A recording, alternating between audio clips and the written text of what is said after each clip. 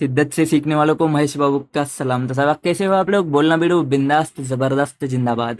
दोस्तों, review engagement में हमने अभी तक देखा है SRE 2400 जो बात करता है रिव्यू हिस्टोरिकल फाइनेंशियल इंफॉर्मेशन का। अब हम देखेंगे SRE 2410 जो बात करता है इंटेरिम फाइनेंशियल इंफॉर्मेशन का। सर, दोनों में फर्क समझना है। क्वेश्चन रिव्यू के बारे में आता है, अगर हिस्टोरिकल फाइनेंशियल इंफॉर्मेशन मेंशन किया है तो 2400, इंटेरियम फाइनेंशियल इंफॉर्मेशन मेंशन किया है तो 2410। सर, अगर प्रैक्टिशनर मेंशन किया है तो 2400, अगर ऑडिटर मेंशन किया है तो 2410। ठीक है सर, इतनी सिंपल सी बात आती है। वो बात करता है हिस्टोरिकल फाइनेंशियल इंफॉर्मेशन, ये बात करता है इंटेरिम फाइनेंशियल इंफॉर्मेशन। सर, ये तो बताओ कि इंटेरिम फाइनेंशियल इंफॉर्मेशन क्या होती है? इंटेरियम मतलब तुम्हारा 1 साल से कम वाला टाइम पीरियड। देखो, फाइनेंशियल ईयर से कम वाला जो पीरियड होता है ना, वो तुम्हारा इंटेरिम फाइनेंशियल इंफॉर्मेशन होता है। यहाँ पे तुमको एक चीज ध्यान देनी है, यहाँ पे तुम्हारा कंप्लीट एफएस भी होगा या फिर कंडेंस एफएस भी होगा। कंप्लीट मतलब जैसे तुम्हारा नॉर्मल जाता है, कंडेंस मतलब जो समरी होता है ना, वो समरी भी यहाँ पे जा सकता है। बस इतनी सी बात होती है। ये होता है आईएफआई। अब ये जो 2410 है ना, किसके बारे में डील करता है? ऑडिटर की जिम्मेदारी क्या होती है जब वो क्या करेगा, जब अंडरटेक करेगा engagement to review interim financial information of an audit client. तो इतनी सी बात आती है कि यहाँ पे जो होगा वो ऑडिटर होगा।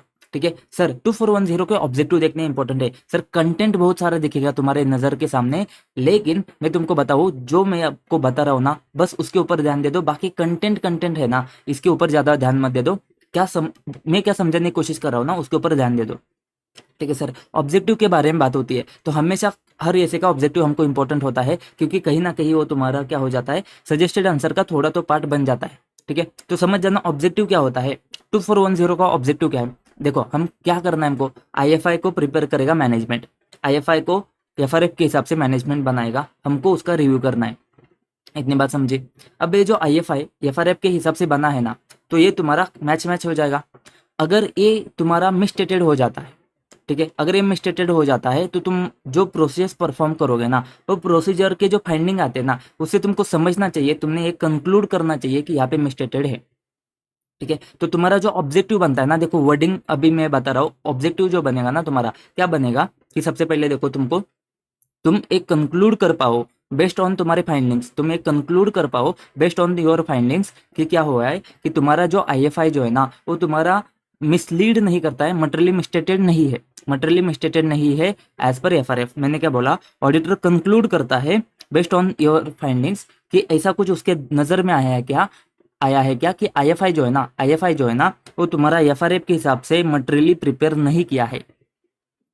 ठीक है, समझ गया? उसके बाद में और कुछ नहीं। और एक पॉइंट है, देखो तुम्हारा SRE 2410 अप्लाई कब होता है? जब इंडिपेंडेंट ऑडिटर क्या करेगा, जो पहले से रिस्पॉन्सिबल है एंटिटी के फुल एफएस के ऑडिट के लिए, वो अगर रिव्यू करेगा ना, तो तुम्हारा SRE 2410 एप्लीकेबल हो जाता है। मतलब यहाँ पे बात आती है ऑडिटर की। बात खत्म। अब यहाँ पे देखो, हमेशा की तरह अपन क्या देखते हैं? Acceptance, performance and reporting. Acceptance, performance and reporting. अब यहाँ पे एक्सेप्टेंस के पॉइंट है ही नहीं कुछ।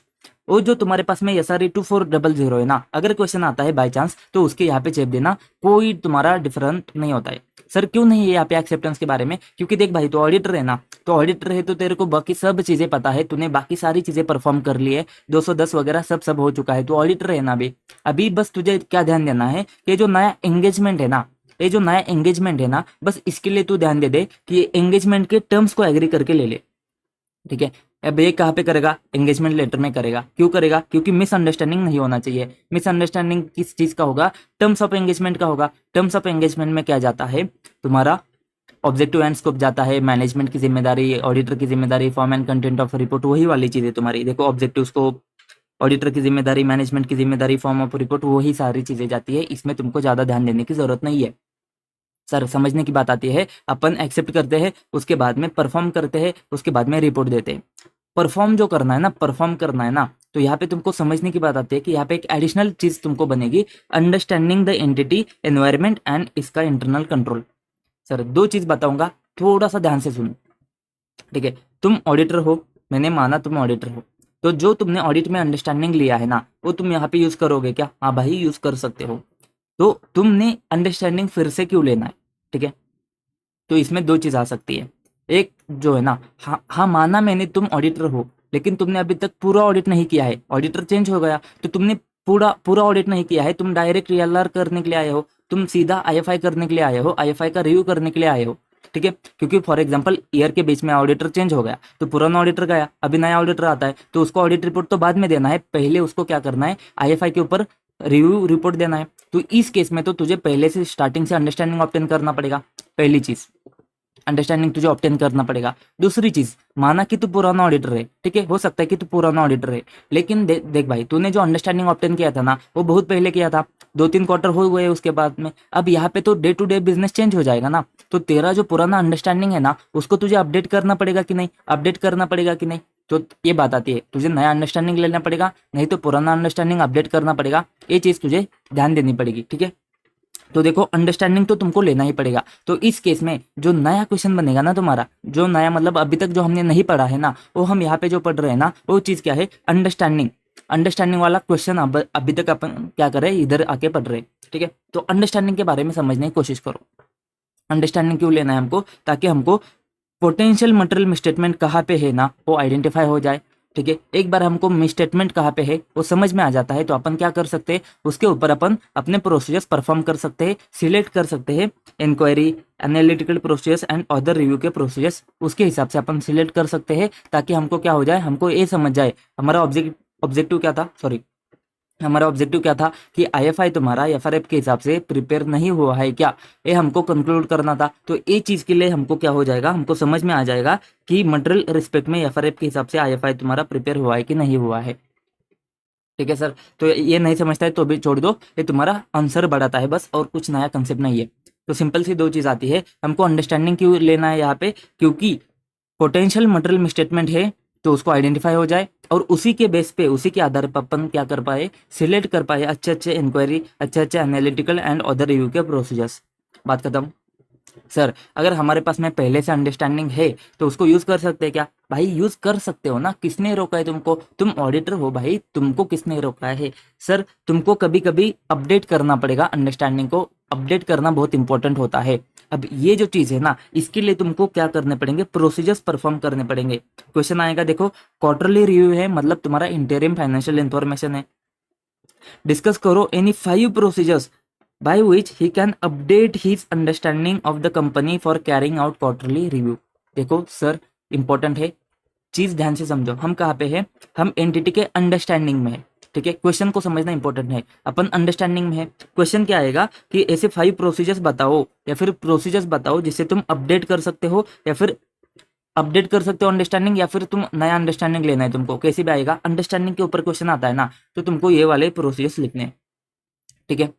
तो यहाँ पे क्वेश्चन क्या आएगा, अपडेट वाला अंडरस्टैंडिंग, अपडेट अंडरस्टैंडिंग का क्वेश्चन आएगा, तो ये चीज तुमने ध्यान देनी है।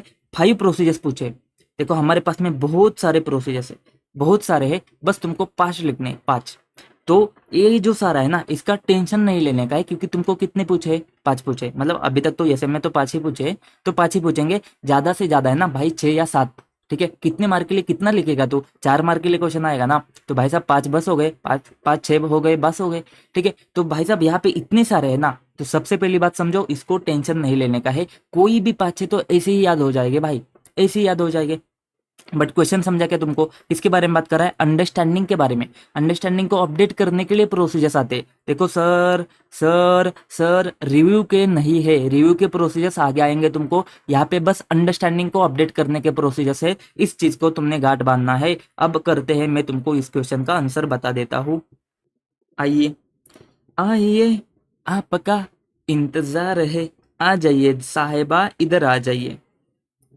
अपने पास में मेमोरी टेक्निक है, निमोनिक्स है, जो भी है, हम क्या करते हैं, study more regularly and pass immediately. अगर तुम अच्छे से ज़्यादा पढ़ोगे तो फटाफट पास हो जाओगे। अगर तुमको अंडरस्टैंडिंग लेना होता है ना किसी भी चीज़ का, तुम क्या करते हो, स्टडी करते हो। जब तुमको अंडरस्टैंडिंग लेना होता है, तुम क्या करते हो, स्टडी करते हो। तो तुमने क्या याद रखना है, study more regularly and pass immediately. इतना लंबा शॉर्टकट नहीं है तुम्हारा, बस तुमको इसका फर्स्ट लेटर समझना है, SEMRPI। अगर ये नहीं समझता है, दिक्कत आती है, कोई बात नहीं। ये जो अंडरस्टैंडिंग है ना, ये बहुत क्या होता है, सिंपल होता है। सिंपल नहीं सर, सिंपल होता है, सिंपल होता है, सिंपल नहीं सिंपल होता है। तो सिंपल याद रखो या फिर ये याद रखो, दोनों में से एक चीज याद रखो, बाकी सारी चीजें मैं कवर करवा दूंगा। सर अगर तुमको अंडरस्टैंडिंग लेना है ना, तो सिंपल सी चीज है, क्या चीज है, तुमको बड़े बड़े चीजों के ऊपर अंडरस्टैंडिंग लेना पड़ेगा। बड़ी बड़ी चीज मतलब क्या, सिग्निफिकेंट। अभी यहाँ पे सिग्निफिकेंट कौन से मैटर देखोगे? ऑब्वियसली अकाउंटिंग मैटर देखोगे, क्योंकि यहाँ पे तुमको क्वार्टरली क्या देखना है, अकाउंटिंग वाला पोर्शन देखना है। तो बात खत्म। तो तुमको क्या अंडरस्टैंडिंग किसके बारे में अपडेट करना है कि यहाँ पे गड़बड़ कुछ हुए क्या, बड़े बड़े अकाउंटिंग के फाइनेंशियल रिपोर्टिंग के मैटर में कुछ ऐसे सिग्निफिकेंट मैटर है क्या जिसके ऊपर हमको ध्यान देना है। जैसे अनबिल्ड रेवेन्यू हुआ, कुछ कुछ हो जाता है, अकाउंटिंग एस्टिमेट में कुछ कुछ मेजर वाला पोर्शन है, तो ये चीज तुमको ध्यान देनी पड़ेगी कि सिग्निफिकेंट मैटर है भाई। बड़े बड़े मैटर का अपन को अंडरस्टैंडिंग करने का है। देखो अपन के पास में अभी चटर मटर चीजों के लिए टाइम नहीं है अपने पास, ठीक है, समझ जाना। 3 महीने के लिए है ना भाई, क्वार्टरली रिव्यू करना है, तेरे पास ज्यादा टाइम नहीं है। तेरे को बस इसलिए डिटेल भी नहीं करना है, रिव्यू करना है बस। तेरे को इसमें ज्यादातर क्या करना होता है, इंक्वायरी वगैरह करना होता है। तो इसमें ज्यादा टाइम देने के लिए अपने पास टाइम नहीं है। तो समझ जा, तुझे बस बड़े बड़े मैटर का तुझे क्या करना है, बस तुझे अंडरस्टैंडिंग ऑब्टेन करना है। तो अंडरस्टैंडिंग को अपडेट करने के लिए significant accounting financial reporting matter के ऊपर ध्यान देना पड़ेगा। और बड़े बड़े मैटर मतलब क्या, मटेरियलिटी के ऊपर ध्यान देना पड़ेगा। तो मटेरियलिटी को डिटरमाइन वगैरह तुमको कैसे करना है, क्या करना है, ये समझना पड़ेगा। ठीक है भाई, कितना सिंपल है देख। सिग्निफिकेंट बड़े बड़े दो चीजें बड़ी बड़ी, कौन सी? Significant accounting financial reporting matter and तुम्हारे पास में मटेरियलिटी। बात खत्म, ठीक है। तो ये यहाँ पे हो गया हमारा यस हो गया एंड यम हो गया। यहाँ पे हमारा यस हो गया, यम हो गया, ठीक है। बात खत्म। कितना सिंपल है, देखो कितना सिंपल है, ठीक है। यस यम हो गया। अब हमारे पास में बात करते हैं पी के बारे में। अब ये जो पी है ना, ये पीवाई के बारे में बात करता है। पीवाई मतलब क्या? प्रीवियस ईयर के बारे में बात करता है। प्रीवियस मतलब क्या, तुमको ये समझना पड़ेगा। तुम्हारे पास में देखो अब क्या है, अब तुम्हारे पास में क्वार्टर है। अब तुम्हारे पास में क्वार्टर है। अब ये जो क्वार्टर है ना, एक क्वार्टर को समझने के लिए तुमको क्या क्या चीज समझनी पड़ेगी। एक तो तुमको पूरा फुल ईएफएस है ना, उसको पढ़ना पड़ेगा, उस फुल ईएफएस का अंडरस्टैंडिंग लेना पड़ेगा। और उसके बाद में तुमको इंटरिम फाइनेंशियल इन्फॉर्मेशन का अंडरस्टैंडिंग लेना पड़ेगा, ठीक है सर। देखो मैंने तुमको एक बार समझाया था। देखो एक तो तुमको क्या करना पड़ेगा, ऑडिटेड एफएस देखना पड़ेगा पूरा, या फिर इंटरिम रिपोर्ट देखना पड़ेगा। अब ये जो इंटरिम रिपोर्ट है ना, मैंने बोला था आपको, एक तो होता है क्वार्टर ऑन क्वार्टर या फिर ईयर ऑन ईयर में हम क्या करते हैं, प्रीवियस ईयर का डेटा देखते हैं। ये कैसे समझेगा हमको? फॉर एग्जाम्पल हमारे पास में एक टेबल है, 23-24 एक साल है, 24-25 है। अभी अपन 24-25 में है, ठीक है। और यहाँ पे तुम्हारे पास में 4 क्वार्टर होते हैं दोनों 2 साल में। तो Q1 Q2 Q3 Q4 हुआ, Q1 Q2 Q3 Q4 हुआ। अभी अपन किधर है, Q2 में है, 24-25 के Q2 में है। तो अपने को क्या देखना पड़ेगा, प्रीवियस क्वार्टर कौन सा था, 24-25 का ही प्रीवियस क्वार्टर कौन सा था, Q1 था। इसको चेक करना पड़ेगा कि ये Q1 से Q2 में क्या क्या फर्क आ गया तुम्हारा। और दूसरी चीज तुमको देखना पड़ेगा, 24-25 के Q2 में हो तुमको Q2 ही देखना पड़ेगा 23-24 का, मतलब लास्ट ईयर का तुम्हारा Q2 ही देखना पड़ेगा, ठीक है। क्यों सर, क्यों? कभी कभी सीजनल बिजनेस होता है ना भाई। तो सीजन के केस में तुम्हारे पास में शायद से एक कंपैरिजन अच्छा नहीं रहेगा, एक कंपैरिजन अच्छा रहेगा। क्योंकि हो सकता है कि Q1 के सीजन में कुछ चला नहीं, Q2 में बहुत चला, तो तुम यहाँ पे कंपेयर कर रहे हो, सही नहीं है। हो सकता है कि यहाँ पे कंपैरिजन बहुत सही होगा। तो दो चीज तुमको देखनी है, यहाँ पे भी देखना है एंड यहाँ पे भी देखना है, ठीक है। ये चीज समझ में आती है। तो एक तो अपन क्या करेंगे, एक तो ऑडिटेड एफएस देख लेंगे, एंड उसके साथ में Q1 जो तुम्हारा क्वार्टर है उससे प्रीवियस वाला क्वार्टर, एंड वही क्वार्टर तुम्हारा प्रीवियस ईयर का क्वार्टर, ठीक है। ये दो चीज समझ जाओ बस। वर्डिंग वगैरह क्या है अपन नोट से देख लेंगे। चीजें समझ में आई तो तुमको रीड करना पड़ेगा क्या, ऑडिटेड एफएस, मोस्ट रिसेंट वाला, लास्ट वाला ऑडिटेड एफएस कौन सा है, एंड तुमको इंटरिम फाइनेंशियल इन्फॉर्मेशन देखनी पड़ेगी। अब इसके लिए तुमको डॉक्यूमेंट लगेंगे। तो ऑडिटेड एफएस के लिए तुम्हारे पास में ऑडिट रिपोर्ट रहेगा, ऑडिटेड एफएस रहेगा प्रीवियस ईयर का रिसेंट वाला, उसको तुम रिव्यू कर लेना, ठीक है। इंटरिम फाइनेंशियल इन्फॉर्मेशन के लिए अपन को दो चीज देखनी पड़ेगी। क्या हमने देखा, Q2 है ना, तो इसी का Q1 देखना पड़ेगा इसी साल का, या फिर Q2 लास्ट ईयर का Q2 देखना पड़ेगा, ठीक है। अब इसमें भी सिग्निफिकेंट कुछ चीजें आ सकती है, तो इसमें सिग्निफिकेंट रिस्क आ सकती है ना। तो सिग्निफिकेंट रिस्क देखना पड़ेगा कि मैनेजमेंट ने कंट्रोल किया है क्या, ओवरराइड को मैनेजमेंट ने कंट्रोल को ओवरराइड किया है क्या, ये सारी चीजें तुमको देखनी पड़ेगी। मतलब इसमें भी बड़ी बड़ी ही बातें देखनी है हमको, बस सिग्निफिकेंट रिस्क वगैरह देखना है, ठीक है। अगर पूछता है सिग्निफिकेंट रिस्क, तो जो हमने सिग्निफिकेंट रिस्क पहले पढ़ा है ना, उसको चेप देना। ऐसे पूछती नहीं है, बट इतना डिटेल में नहीं पूछेंगे, रिव्यू पहले से इतना ज़्यादा हो जाता है बर्डन, उसके ऊपर ये पूछेंगे तो भाई सब मतलब नहीं बनेगा ना। तो सिंपल बात है। तो अपन को क्या करना है, प्रीवियस ईयर में मतलब लास्ट का जो भी तुम्हारे पास में डेटा है ना, उसको पढ़ो। ऑडिटेड एफएस है उसको पढ़ो, करंट क्वार्टर के पहले क्वार्टर है उस पहले क्वार्टर को पढ़ो, लास्ट ईयर के उसी क्वार्टर को पढ़ो। जो भी तुम्हारे पास में डेटा है ना, उसका तुमको अंडरस्टैंडिंग अपडेट करना पड़ेगा, उसका अंडरस्टैंडिंग लेके तुमको अंडरस्टैंडिंग अपडेट करना पड़ेगा, ठीक है। अब हम क्या बोले, इन सब में तुम्हारे पास में सिग्निफिकेंट रिस्क रहेगा कुछ, तो वो रिस्क को देखो ना, क्योंकि तुमको अंडरस्टैंडिंग अपडेट करना है ना, तो रिस्क छोड़ के कैसे चलेगा, तो सिग्निफिकेंट रिस्क होंगे ना इसमें, तो जो सिग्निफिकेंट रिस्क है ना तुम्हारे इस सब में, जो सिग्निफिकेंट रिस्क सामने आए ना उसको ध्यान देना पड़ेगा। इसमें ये भी ध्यान देना पड़ेगा कि मैनेजमेंट ने ओवरराइड किया क्या कंट्रोल को, और इसमें ये भी ध्यान देना पड़ेगा मटेरियल मिसस्टेटमेंट कुछ है क्या। अब यहाँ पे तुमको वर्डिंग में कंफ्यूजन हो सकता है, करेक्टेड मटेरियल मिसस्टेटमेंट के बारे में बात होती है एंड अनकरेक्टेड इमटेरियल मिसस्टेटमेंट के बारे में बात होती है। करेक्टेड मटेरियल मिसस्टेटमेंट के बारे में बात होती है, अनकरेक्टेड इमटेरियल मिसस्टेटमेंट के बारे में बात होती है। तो क्या बचता है, अनकरेक्टेड मटेरियल मिसस्टेटमेंट बचता है। सर क्या हो रहा है, दिमाग से ऊपर जा रहा है। अगर ये दिमाग से ऊपर जा रहा है ना एक वाला पॉइंट, तो इसको छोड़ दो।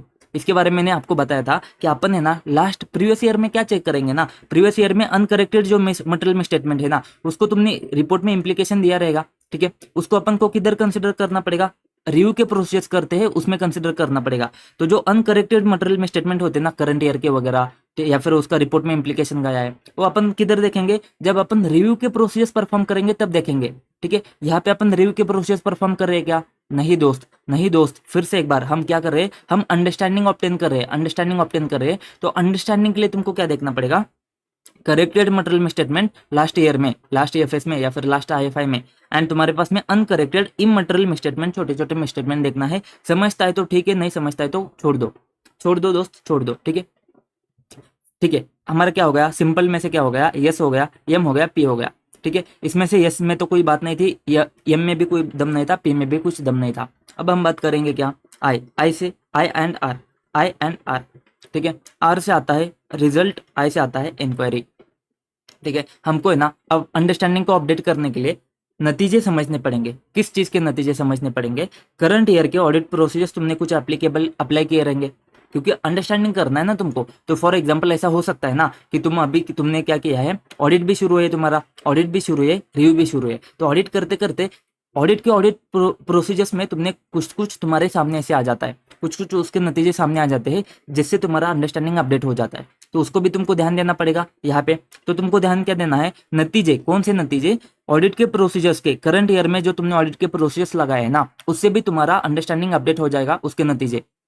एंड दूसरी एक चीज, इंटरनल ऑडिट परफॉर्म्ड है ना, उसके कुछ नतीजे आते हैं ना। इंटरनल ऑडिटर भी क्या करेगा, कुछ कुछ समझ में आता है। तो इंटरनल ऑडिट जो परफॉर्म होता है ना, इंटरनल ऑडिट जो परफॉर्म होता है ना, उसके नतीजे समझने पड़ेंगे इसको हमको। और उसके साथ में मैनेजमेंट ने इसके ऊपर क्या एक्शन लिया है ना, वो एक्शन भी समझना पड़ेगा, इसके ऊपर मैनेजमेंट का एक्शन भी समझना पड़ेगा हमको, ठीक है। तो इंटरनल ऑडिट में भी कुछ कुछ नतीजे आए रहेंगे, उसको हमको समझना पड़ेगा।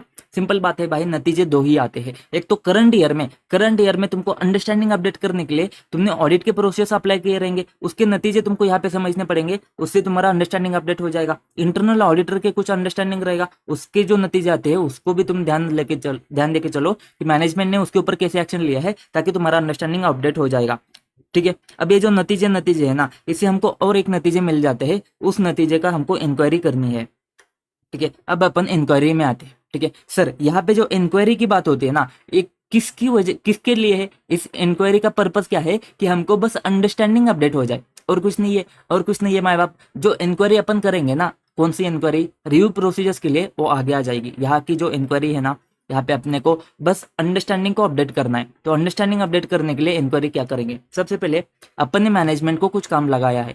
मैनेजमेंट को क्या काम लगाया है कि देख भाई, मैनेजमेंट यहाँ पे क्या हो सकता है पता है क्या, फ्रॉड की वजह से तुम्हारे पास में कुछ तो गड़बड़ हो सकती है, उसका असेसमेंट तुमको करना है, ठीक है। फ्रॉड की वजह से तुम्हारे पास में आईएफआई में कुछ तो गड़बड़ हो सकती है, इसका मैनेजमेंट को असेसमेंट करना है।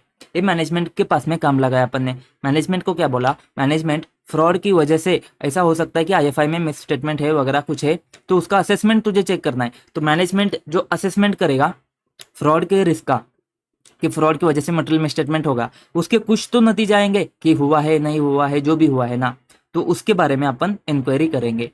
सर ये पॉइंट है ना, ये पॉइंट ध्यान दे दो, क्योंकि ये अपन WR में भी यूज करते हैं सेम टू सेम। क्या पॉइंट है, मैनेजमेंट को अपन ने काम पे लगा दिया है कि फ्रॉड की वजह से मटेरियल मिसस्टेटमेंट होता है क्या, ये चेक कर, इसका रिस्क क्या है वो चेक कर, उसका असेसमेंट कर ले और वो हमको बता दे। तो मैनेजमेंट ने जो फाइंड किया है ना, उसके बारे में अपन पूछेंगे, भाई साहब तेरे को कुछ मिला है क्या, तो इसका इंक्वायरी करेंगे। क्योंकि भाई साहब फ्रॉड की वजह से ना, तो उसका यूज अपन कहाँ पे करेंगे, हमारा अंडरस्टैंडिंग अपडेट करने के लिए, हमारा अंडरस्टैंडिंग अपडेट करने के लिए उसका यूज करेंगे।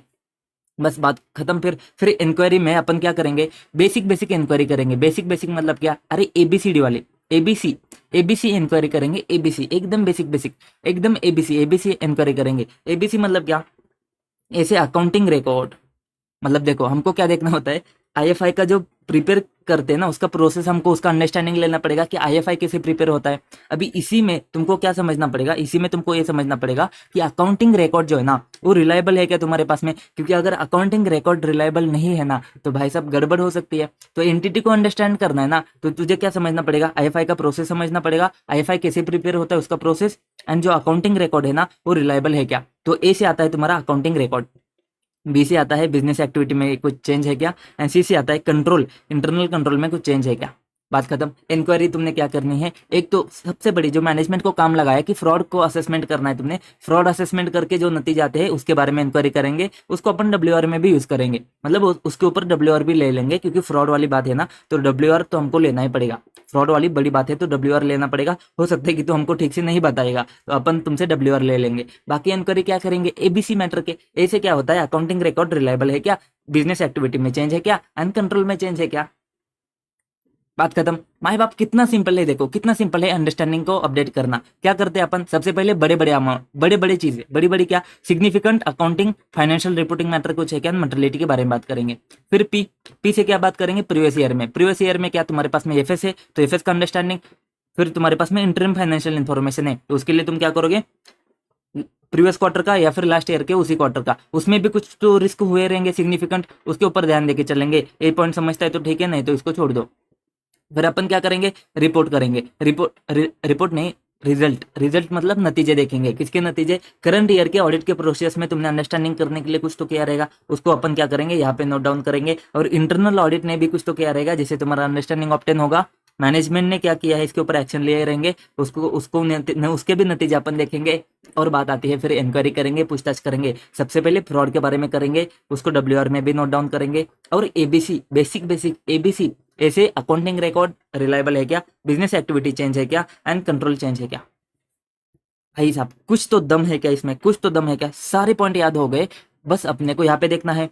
ठीक है, सिंपल है, या फिर study more regularly and pass immediately, जैसे भी तुमको शॉर्टकट, जो भी तुमको निमोनिक्स बस याद रखो, मेमोरी टेक्निक याद रखो, अंदर का कंटेंट तुमको पता है। ठीक है, तो यस से आता है सिग्निफिकेंट मैटर, एम से आता है मटेरियलिटी कंसिडरेशन, ठीक है, पी से आता है प्रीवियस ईयर में, ये सारे पॉइंट आते हैं, एंड फिर आर से रिजल्ट आता है, एंड आई से इंक्वायरी आता है।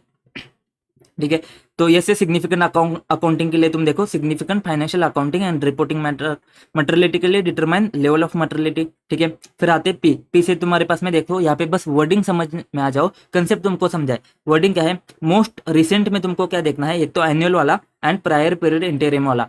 ठीक है, ये दो चीज तुमको देखनी है। उसके साथ में तुमको क्या करना है, डॉक्यूमेंटेशन को रिव्यू करना है, रीड करना है, कौन से, प्रीवियस ईयर के ऑडिट के रिव्यू करो, interim period from the current and past year, मतलब लास्ट ईयर में Q2 एंड करंट ईयर में Q1। ठीक है, ये दो चीजें तुम देखोगे एंड साथ में प्रीवियस ईयर भी देखोगे। और ये ऊपर है ना, ये भी हम चेक करेंगे, comparable prior period interim financial information, ये सारी चीजें क्या है, प्रीवियस ईयर की है। अभी प्रीवियस ईयर में या फिर प्रीवियस ईयर के एफएस के ऑडिट में सिग्निफिकेंट रिस्क भी आ जाए रहेंगे कुछ तो, जिसमें मैनेजमेंट ओवरराइड ऑफ कंट्रोल वगैरह रहेगा, ये सारी सिग्निफिकेंट रिस्क भी तो देखनी पड़ेगी, क्योंकि बड़ी बड़ी बातें तो हमको हमेशा देखनी होती है।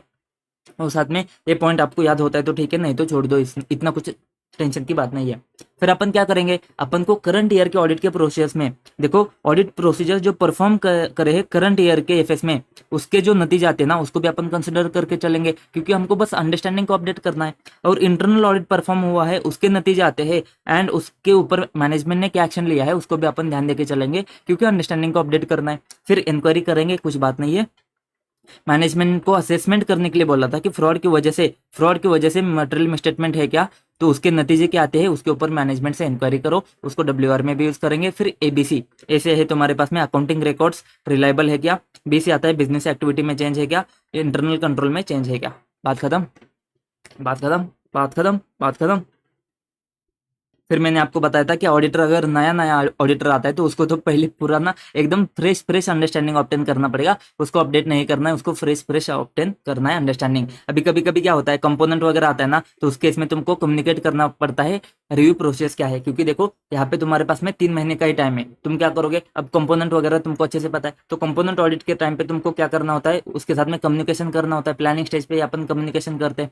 ठीक है, अब यही चीज तुमको यहाँ पे देखनी पड़ेगी, अपन को क्या करने का है, उसके साथ में रिव्यू प्रोसीजर्स वगैरह सारी चीज़ें कम्युनिकेट करके चलनी है। इतना इंपॉर्टेंट है नहीं तो छोड़ सकते हो, ठीक है। अब अपन अपने मेन रिव्यू में आ रहे हैं। मेन रिव्यू क्या है अपना, अपने को परफॉर्म करना होता है, ठीक है। अब परफॉर्म जो करना है ना, उसमें बात छोड़ो, इसमें कुछ दम नहीं है। अब परफॉर्म करते समय कौन से प्रोसीजर्स होते हैं ना, इसके बारे में बात होती है। सर ऊपर जो हमने देखे ना अंडरस्टैंडिंग के थे, बस एक क्वेश्चन समझ में आ गया है ना भाई साहब, एकदम कमाल हो जाएगा तुमको। बाकी कुछ दम नहीं होता भाई ऑडिट में, क्वेश्चन ही नहीं समझता है, ठीक है। अब अपन किधर है, अब अपन है तुम्हारे पास में जब तुमको परफॉर्म करना है, ठीक है। तो सर परफॉर्म में तो सिंपल होता है, तुम्हारे पास में एनालिटिकल एंड इंक्वायरी, दो प्रोसीजर्स होते ही होते हैं, ठीक है। ये दो प्रोसीजर्स होती ही होते हैं, इसमें तो कोई दम नहीं है, ठीक है। बस हो गया, फिर ये दो प्रोसीजर्स हो गए, बात खत्म। ये जो ऊपर है ना सर, ये भी हमको याद करना है। अगर याद करना है तो कोई बात नहीं, याद भी कर लेंगे।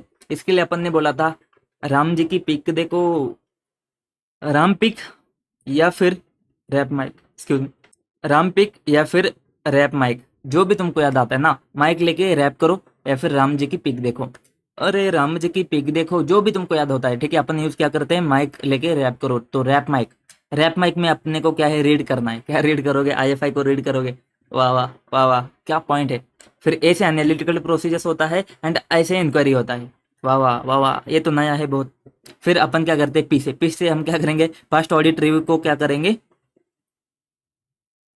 ये क्या लिखा है मैंने, अच्छा अच्छा, अनएडजस्टेड मैटर है, ठीक है। मतलब ये क्या क्या करते हैं अपन, लास्ट ऑडिट या फिर रिव्यू में कुछ अनएडजस्टेड मैटर रहते हैं ना, तो उसका इंपैक्ट तो करंट ईयर में भी आएगा। देखो हमने ऊपर बात करी थी, यहाँ पे अनकरेक्टेड मटेरियल में स्टेटमेंट है, सॉरी करेक्टेड मटेरियल में स्टेटमेंट है एंड अनकरेक्टेड इमटेरियल में स्टेटमेंट है। तो अनकरेक्टेड मटेरियल में स्टेटमेंट किधर जाते हैं, तो यहाँ पे आते हैं, ठीक है। जो करेक्ट नहीं किया, जो एडजस्ट नहीं किया, उसके जो चीज़ आती है ना पास्ट ऑडिट में रिव्यू में, उसको अपन ध्यान देके चलेंगे, क्योंकि अभी अपन को रिव्यू करने का है बिडू। फिर अपन क्या करेंगे, यम से क्या करेंगे, मिनट्स ऑफ मीटिंग, ये बस अलग से पॉइंट है, ठीक है। देखो ये दो तीन पॉइंट है ना, बस कौन से, रीड तो ठीक है, इसमें कोई बात नहीं है, बस ये चीज़ एंड ये चीज़, ये बस अलग से पॉइंट आते हैं। एंड सी से तो कुछ नहीं, कम्युनिकेशन कंपोनेंट का जो हमने ऊपर देखा, कंपोनेंट को कम्युनिकेशन करना है, ये सेम सी का पॉइंट है। तो यम से बस ये थोड़ा सा अलग पॉइंट है। ये क्या बात करता है, मिनट्स ऑफ मीटिंग, देखो किसके minutes, share holder, TCWG, other किसी के भी जो भी है ना कमिटीज वगैरह, सब के क्या करेंगे, बस मीटिंग के मिनट्स देख लेंगे, बात खत्म। अगर किसी मीटिंग के मिनट्स अवेलेबल नहीं है तो क्या करेंगे, इंक्वायरी करेंगे। और अपने पास ऑडिट प्रोसीजर दूसरा कुछ है भी तो क्या, अपने पास क्या है, इंक्वायरी है, वही करने के है अपन के देखो मिनट है तो देखो, मिनट नहीं है तो इंक्वायरी करो, बात खत्म। इसमें कुछ दम है क्या, बताओ मुझे, ठीक है।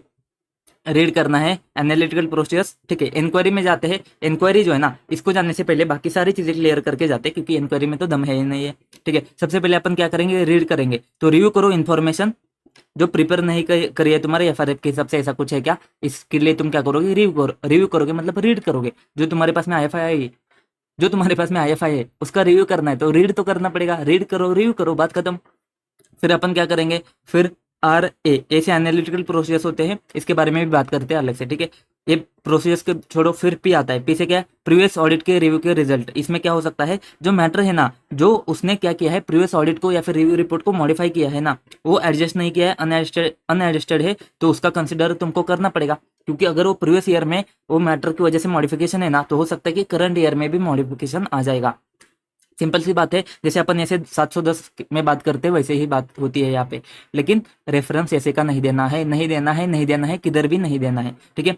मिनट मिनट के बारे में बात होती है, तो मिनट्स को रीड करो, अगर अवेलेबल है, अगर नहीं है तो तुम क्या करो, इंक्वायरी करो। किधर गए इंक्वायरी, हाँ इंक्वायरी करो, बात खत्म। अब ये मिनट की मीटिंग किसके भी होने दो ना, हमको क्या फर्क पड़ता है, हमको सारे देखने, शेयर होल्डर के हो, TCWG के हो, कमेटी के हो, किसके भी हो ना, हमको फर्क नहीं पड़ता है, अपन मिनट्स देख लेंगे, बात खत्म, ठीक है। अब देखो, बात खत्म। हमारे पास में क्या आता है अब, और कम्युनिकेशन में कुछ नहीं है यार, कम्युनिकेशन में तो कंपोनेंट याद रख, कम्युनिकेशन याद रख, ऑडिट अदर ऑडिटर के साथ में कम्युनिकेशन करना है। अब बात क्या बची, एनालिटिकल प्रोसेस एंड इंक्वायरी के बारे में। यहाँ पे तो दम है नहीं है, यहाँ पे कुछ लिखा नहीं है, बस बोला है कि एनालिटिकल प्रोसेस परफॉर्म कर ले, ठीक है। लेकिन हमने बात करी थी कि हमारे पास में कहाँ पे है, हमारे पास में प्रोनाउंसमेंट में इसके ऊपर क्वेश्चन बन सकता है, तो इसको अपन थोड़ा होल्ड करेंगे। सबसे पहले इंक्वायरी के बारे में बात करते हैं। सर SRE 2400 में हिस्टोरिकल फाइनेंशियल इंफॉर्मेशन में अपन इंक्वायरी किसके ऊपर करते हैं, स्कोप में क्या कर होता है, याद है, GCCC ऑफ नफराज, GCCC ऑफ नफराज। देखो एक बार याद किया है अपन ने, कितनी बार यूज किया है इसको, कितनी बार यूज किया है, ठीक है। पूरा SRE 2400 GCCC नफराज में ही गया है, और यहाँ पे भी अपन ने क्या किया है, पूरा GCCC ऑफ नफराज को ही यूज किया है, ठीक है। तो GCCC ऑफ नफराज, ठीक है। तो जीसी क्या है तुम्हारा, गोइंग कंसर्न है। सीसी क्या है, कमिटमेंट्स कंटिजेंसी कॉन्ट्रेक्चुअल ऑब्लिगेशन। नफराज में दो यानी है, एक बात करता है non compliance laws and regulation का, दूसरा बात करता है नॉन मॉनिटरी ट्रांजेक्शन के बारे में। एफ से आता है फ्रॉड, आर से आता है आरपीटी आरपी रिलेशनशिप ट्रांजेक्शन्स, ए से आता है अकाउंटिंग एस्टिमेट, एस से दो आते हैं, एक आता है सब्सिक्वेंट इवेंट या फिर significant transaction, complex unusual transaction. ठीक है, बात खत्म। अब यहाँ पे बस हमको एक चीज को चेंज करना है। देखो नॉन मॉनिटरी तो हमारे पास में पॉइंट है नहीं है, लेकिन अगर तुमको ऐसा याद नहीं रखना है तो छोड़ दो। एंड अकाउंटिंग एस्टिमेट की जगह पे अकाउंटिंग प्रिंसिपल है, तो बस एक चीज याद रखो, अकाउंटिंग प्रिंसिपल है। बस एक चीज क्या, अकाउंटिंग एस्टिमेट की जगह अकाउंटिंग प्रिंसिपल है, बाकी सारी चीजें सेम टू सेम, बाकी सारी चीजें सेम टू सेम, बस अकाउंटिंग एस्टिमेट की जगह अकाउंटिंग प्रिंसिपल है। नॉन मॉनेटरी है नहीं है, इससे कुछ फर्क नहीं पड़ता। इतने सारे पॉइंट है, तुमको इतने इतने लिखने होते हैं, याद होता है नहीं होता है, छोड़ दो बात। ठीक है सर, तो आइए आइए पहले जीसी सीसी ऑफ नफराज करेंगे। जीसी जीसी की इंक्वायरी करनी है कि तुमको, जीसी क्या है, गोइंग कंसर्न, तो इसकी इंक्वायरी किधर करेंगे अपन, यहाँ पे करेंगे। ठीक है, क्या इंक्वायरी करेंगे कि any changes in management assessment of entity's ability to continue going concern. देखो जो साल साल भर के लिए जो होता है ना, वो हम एक बार करेंगे ऑडिट में या फिर review of historical financial information में, वहाँ पे हम अपन अच्छे से करेंगे। अब यहाँ पे अपन को क्या देखना है, उसने मैनेजमेंट ने जो असेसमेंट किया ना, उसमें कुछ चेंज है क्या ड्यूरिंग द ईयर, इसके ऊपर बस इंक्वायरी करेंगे, बात खत्म, बात खत्म। जीसी हो गया। सीसी में क्या है तुम्हारे पास में, contractual obligation, contractual obligation, commitments, contingent liabilities, इसमें सिग्निफिकेंट चेंज है क्या, इसके बारे में अपन इंक्वायरी करेंगे।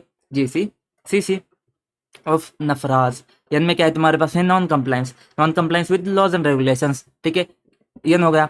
एफ एफ से होता है फ्रॉड के बारे में, फ्रॉड के बारे में बात करेंगे। कोई फ्रॉड, सस्पेक्टेड फ्रॉड वगैरह है क्या, मैनेजमेंट ने किया है, एम्प्लॉय ने किया है, किसी ने भी किया, हमको नहीं फर्क पड़ता। कोई फ्रॉड है क्या तुम्हारे पास में, या फिर अलिगेशन है क्या फ्रॉड के, वो भी हमको क्या चाहिए, हमको तो बता दे, अपन इंक्वायरी करेंगे फ्रॉड के बारे में सारी। एन एफ आर, आर से आता है रिलेटेड पार्टी, तो रिलेटेड पार्टी प्रॉपर अकाउंटिंग हुआ है क्या, डिस्क्लोजर हुआ है क्या, इसके बारे में बात करते हैं। ठीक है, are N F R A से क्या आता है तुम्हारा, अकाउंटिंग एस्टिमेट, बट यहाँ पे क्या बात होती है, अकाउंटिंग प्रिंसिपल के बारे में। ठीक है, तो अकाउंटिंग प्रिंसिपल में चेंज है क्या, या फिर नया अकाउंटिंग प्रिंसिपल, ऐसे कुछ ट्रांजेक्शन है क्या जिससे तुमको नए अकाउंटिंग प्रिंसिपल लगाने पड़ते हैं। ठीक है, याद होता है तो ठीक है, नहीं तो छोड़ दो। इतना सब कुछ आ रहे भाई, कितने पॉइंट है, अपने को कितना याद रखना है, इसी वजह से मैंने नोट्स में कोई पॉइंट नहीं काटा है, क्योंकि तुमको जो याद होता है ना वो रहने दो ना भाई साहब, अपन पढ़ेंगे सब, जितना याद होता है उतना ठीक है।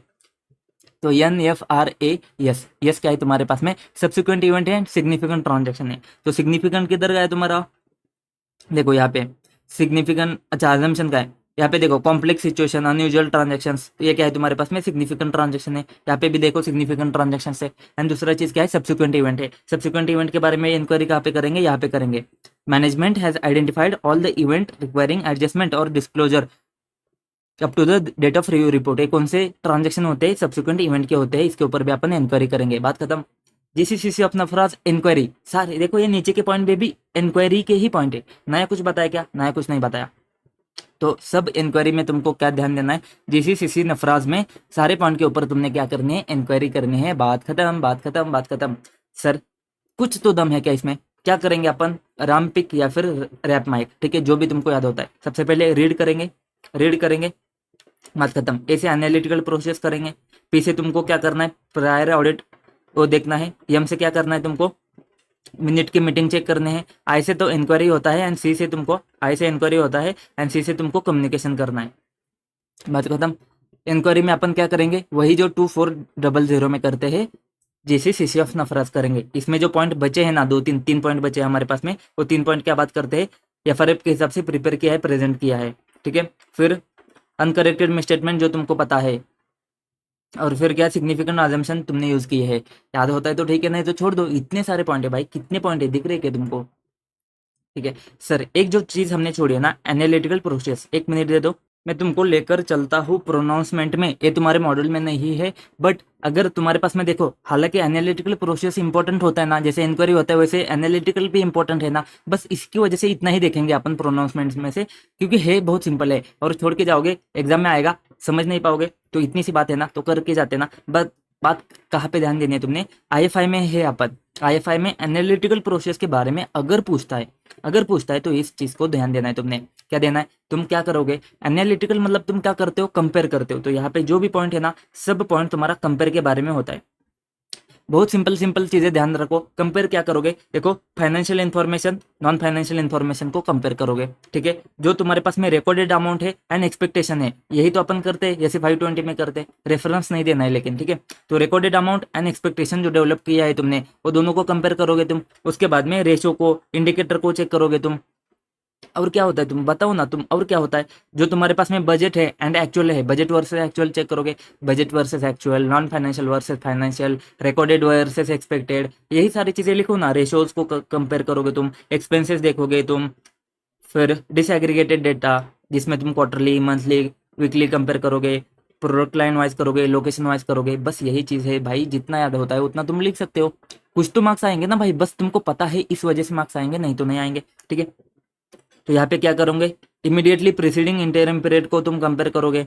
तो मैंने आपको बोला था कि Q2 में हो तो Q1 को कंपेयर करोगे, या फिर Q2 23-24 का लास्ट ईयर का Q2 कंपेयर करोगे। तो इमीडिएटली प्रीसीडिंग या फिर तुम्हारा प्रीसीडिंग फाइनेंशियल ईयर वाला करस्पॉन्डिंग इंटरिम, कैसे वर्डिंग यूज हुआ है देखो, इमीडिएटली प्रीसीडिंग मतलब तुम्हारा Q1 करंट ईयर का ही, या फिर corresponding interim period preceding financial year का मतलब लास्ट ईयर का Q2, ठीक है। फिर most recent audited financial statement. कुछ दम है क्या, बोलो कुछ दम है क्या इसमें, बोलो बोलो तुम बोलो, कुछ दम है क्या, तो बात खत्म। उसके बाद में तो हम कहाँ पे है, हम एक्चुअल में अभी रिव्यू के प्रोसीजर्स परफॉर्म कर रहे हैं, ठीक है। पहले जो किया था तो अंडरस्टैंडिंग के लिए था, अभी रिव्यू के प्रोसीजर्स है। फिर अपन क्या करेंगे, टाइमिंग में कुछ नहीं है, ध्यान देने की जरूरत नहीं है, बस इतनी समझो कि तुम क्या कर सकते हो, कंबाइन कर सकते हो, क्योंकि भाई ऑडिट भी तू नहीं करना है, रिव्यू भी तू नहीं करना है, तो कुछ प्रोसीजर्स को तू कंबाइन कर सकता है, एमसीक्यू पॉइंट ऑफ व्यू से ध्यान दे दे, ठीक है। तो यहाँ से क्यों क्या करना है तुमने, देखो कंफर्मेशन में और बाकी के प्रोसेस भी आ सकते हैं, जैसे कि तुझे क्या देखना पड़ेगा, आईएफआई जो है ना, वो तुम्हारा आईएफआई जो है ना तुम्हारे रिकॉर्ड को मैच करता है क्या, तो अंडरलाइंग जो अकाउंटिंग रिकॉर्ड है उसको मैच करता है क्या, उधर सपोर्टिंग डॉक्यूमेंट है ना, डेटा है ना, उसके साथ में मैच करता है क्या, सिंपल सिंपल चीजें बाकी देख सकता है तो। फिर जैसे अपन ने 501 में बात करी थी, लेकिन रेफरेंस नहीं देना है, अपन ने वहाँ पे 2-3 इन्वेंट्री लिटिगेशन क्लेम्स इसके बारे में बात करी थी। लिटिगेशन क्लेम्स में हमने बात करी थी, तुम डायरेक्ट कम्युनिकेशन कर सकते हो लॉयर के साथ में, कर सकते हो ना, कर सकते हो, कब कर सकते हो, जब तुमको डाउट आता है, डाउट वगैरह आता है, जब तुम सस्पेक्ट करते हो कि मटेरियल मिसस्टेटमेंट है, तो उस केस में तुम क्या करो, डायरेक्ट कम्युनिकेशन कर सकते हो लॉयर के साथ में। यही बात यहाँ पे भी होती है, ठीक है। तो वैसे तो तुमको करने की जरूरत नहीं होती, नॉट ऑर्डर, ऐसे तो तुमको रिव्यू में करने की जरूरत नहीं होती लिटिगेशन क्लेम के बारे में, ठीक है। लेकिन अगर तुमको मटेरियल मिसस्टेटमेंट सस्पेक्ट होता है ना, तभी तुम जाके क्या करो, लॉयर के साथ में डायरेक्ट कंफर्मेशन ऑब्टेन करो। फिर सब्सिक्वेंट इवेंट के बारे में इंक्वायरी करो, गोइंग कंसर्न के मैनेजमेंट के असेसमेंट में कुछ चेंज है क्या, उसके बारे में कंफर्म करो, ठीक है सर। अब समझने की बात आती है कि गोइंग कंसर्न में अपन को क्या देखने का है। सर हमने जब एसआरई देखा था ना, तो हमने क्या देखा था कि अगर हमको असेसमेंट देखना है, उसके बाद में अपने को ये देखना होता है कि एफएस जो है ना, वो तुम्हारा उसमें गोइंग कंसर्न के हिसाब से चलना चाहिए कि गोइंग कंसर्न के हिसाब से नहीं चलना चाहिए। ये 2 पॉइंट देखे थे। यहाँ पे इतना डिटेल में जाने की जरूरत भी नहीं है, क्योंकि यहाँ पे एफएस कौन सा है भाई तेरा, 3 महीने का है। कभी कभी मोस्ट ऑफ द टाइम है कंडेंस होता है, समरी होता है, तो काहे का गोइंग कंसर्न, काहे का क्या चीज। तो बस तुझे क्या देखना है, इवेंट एंड कंडीशन अगर आते हैं जिससे तुझे डाउट होता है कि गोइंग कंसर्न चलेगा कि नहीं चलेगा, तो तुम क्या करोगे, इंक्वायरी करोगे कि मैनेजमेंट का प्लान कैसा है, उसका फिजिबिलिटी क्या है। ये हमेशा करते हैं अपन, जैसे 570 हो या फिर तेरे पास में SRE 2400 हो, दोनों केस में अपन इंक्वायरी करते हैं कि मैनेजमेंट का प्लान क्या है, उसका फिजिबिलिटी क्या है। और अगर मैनेजमेंट बिलीव करता है कि आउटकम जो है ना वो प्लान को इंप्रूव करेगा, ठीक है, क्या मैनेजमेंट बिलीव करता है कि आउटकम जो है ना प्लान को इंप्रूव करेगा, ठीक है, सिचुएशन को इंप्रूव करेगा उसके प्लान का आउटकम, ठीक है। तो ये तो इंक्वायरी तो सेम टू सेम चीज़ है, इसमें तो कोई दिक्कत है ही नहीं है। बस तुमको ये देखना पड़ेगा, consider the adequacy of related disclosure जो तुमने आईएफआई में दिए हैं ना, वो डिस्क्लोजर सर कौन से, मैं 1 मिनट दिखाऊँ क्या तुमको, 1 मिनट देना मुझे। चलिए 570 में जाते फटाफट कवर करने की कोशिश करते, ठीक है। इसमें इवेंट एंड कंडीशन, ये वाले इवेंट कंडीशन होते हैं, ठीक है। अपन क्या करते हैं, मैनेजमेंट का असेसमेंट चेक करते हैं, उसका प्लान चेक करते हैं, आउटकम जो है ना उससे सिचुएशन इंप्रूव होगा क्या, इसके बारे में चेक करते हैं, ठीक है। फिर अपन क्या देखते हैं, एडुकेट डिस्क्लोजर जो है ना एफएस में दिया है क्या अच्छे से, अगर दिया है तो अनमॉडिफाइड ओपिनियन प्लस मर्तो को पैरा जाएगा, अगर नहीं दिया है ना तो अपन क्या करेंगे, क्वालिफाइड या फिर एडवर्स ओपिनियन दे देंगे। किसके बारे में बात होती है, जब मटेरियल अनसर्टेनिटी एग्जिस्ट करती है उसके बारे में बात करें अपन, ठीक है, ये अपन को बाद में जाके यूज होगा। उसके बाद में ये जो डिस्क्लोजर जो बात करें ना कि एफएस में देना पड़ेगा, वो कौन से डिस्क्लोजर होते हैं, यहाँ पे देखो ये 2 डिस्क्लोजर तुमको एफएस में देने पड़ते हैं।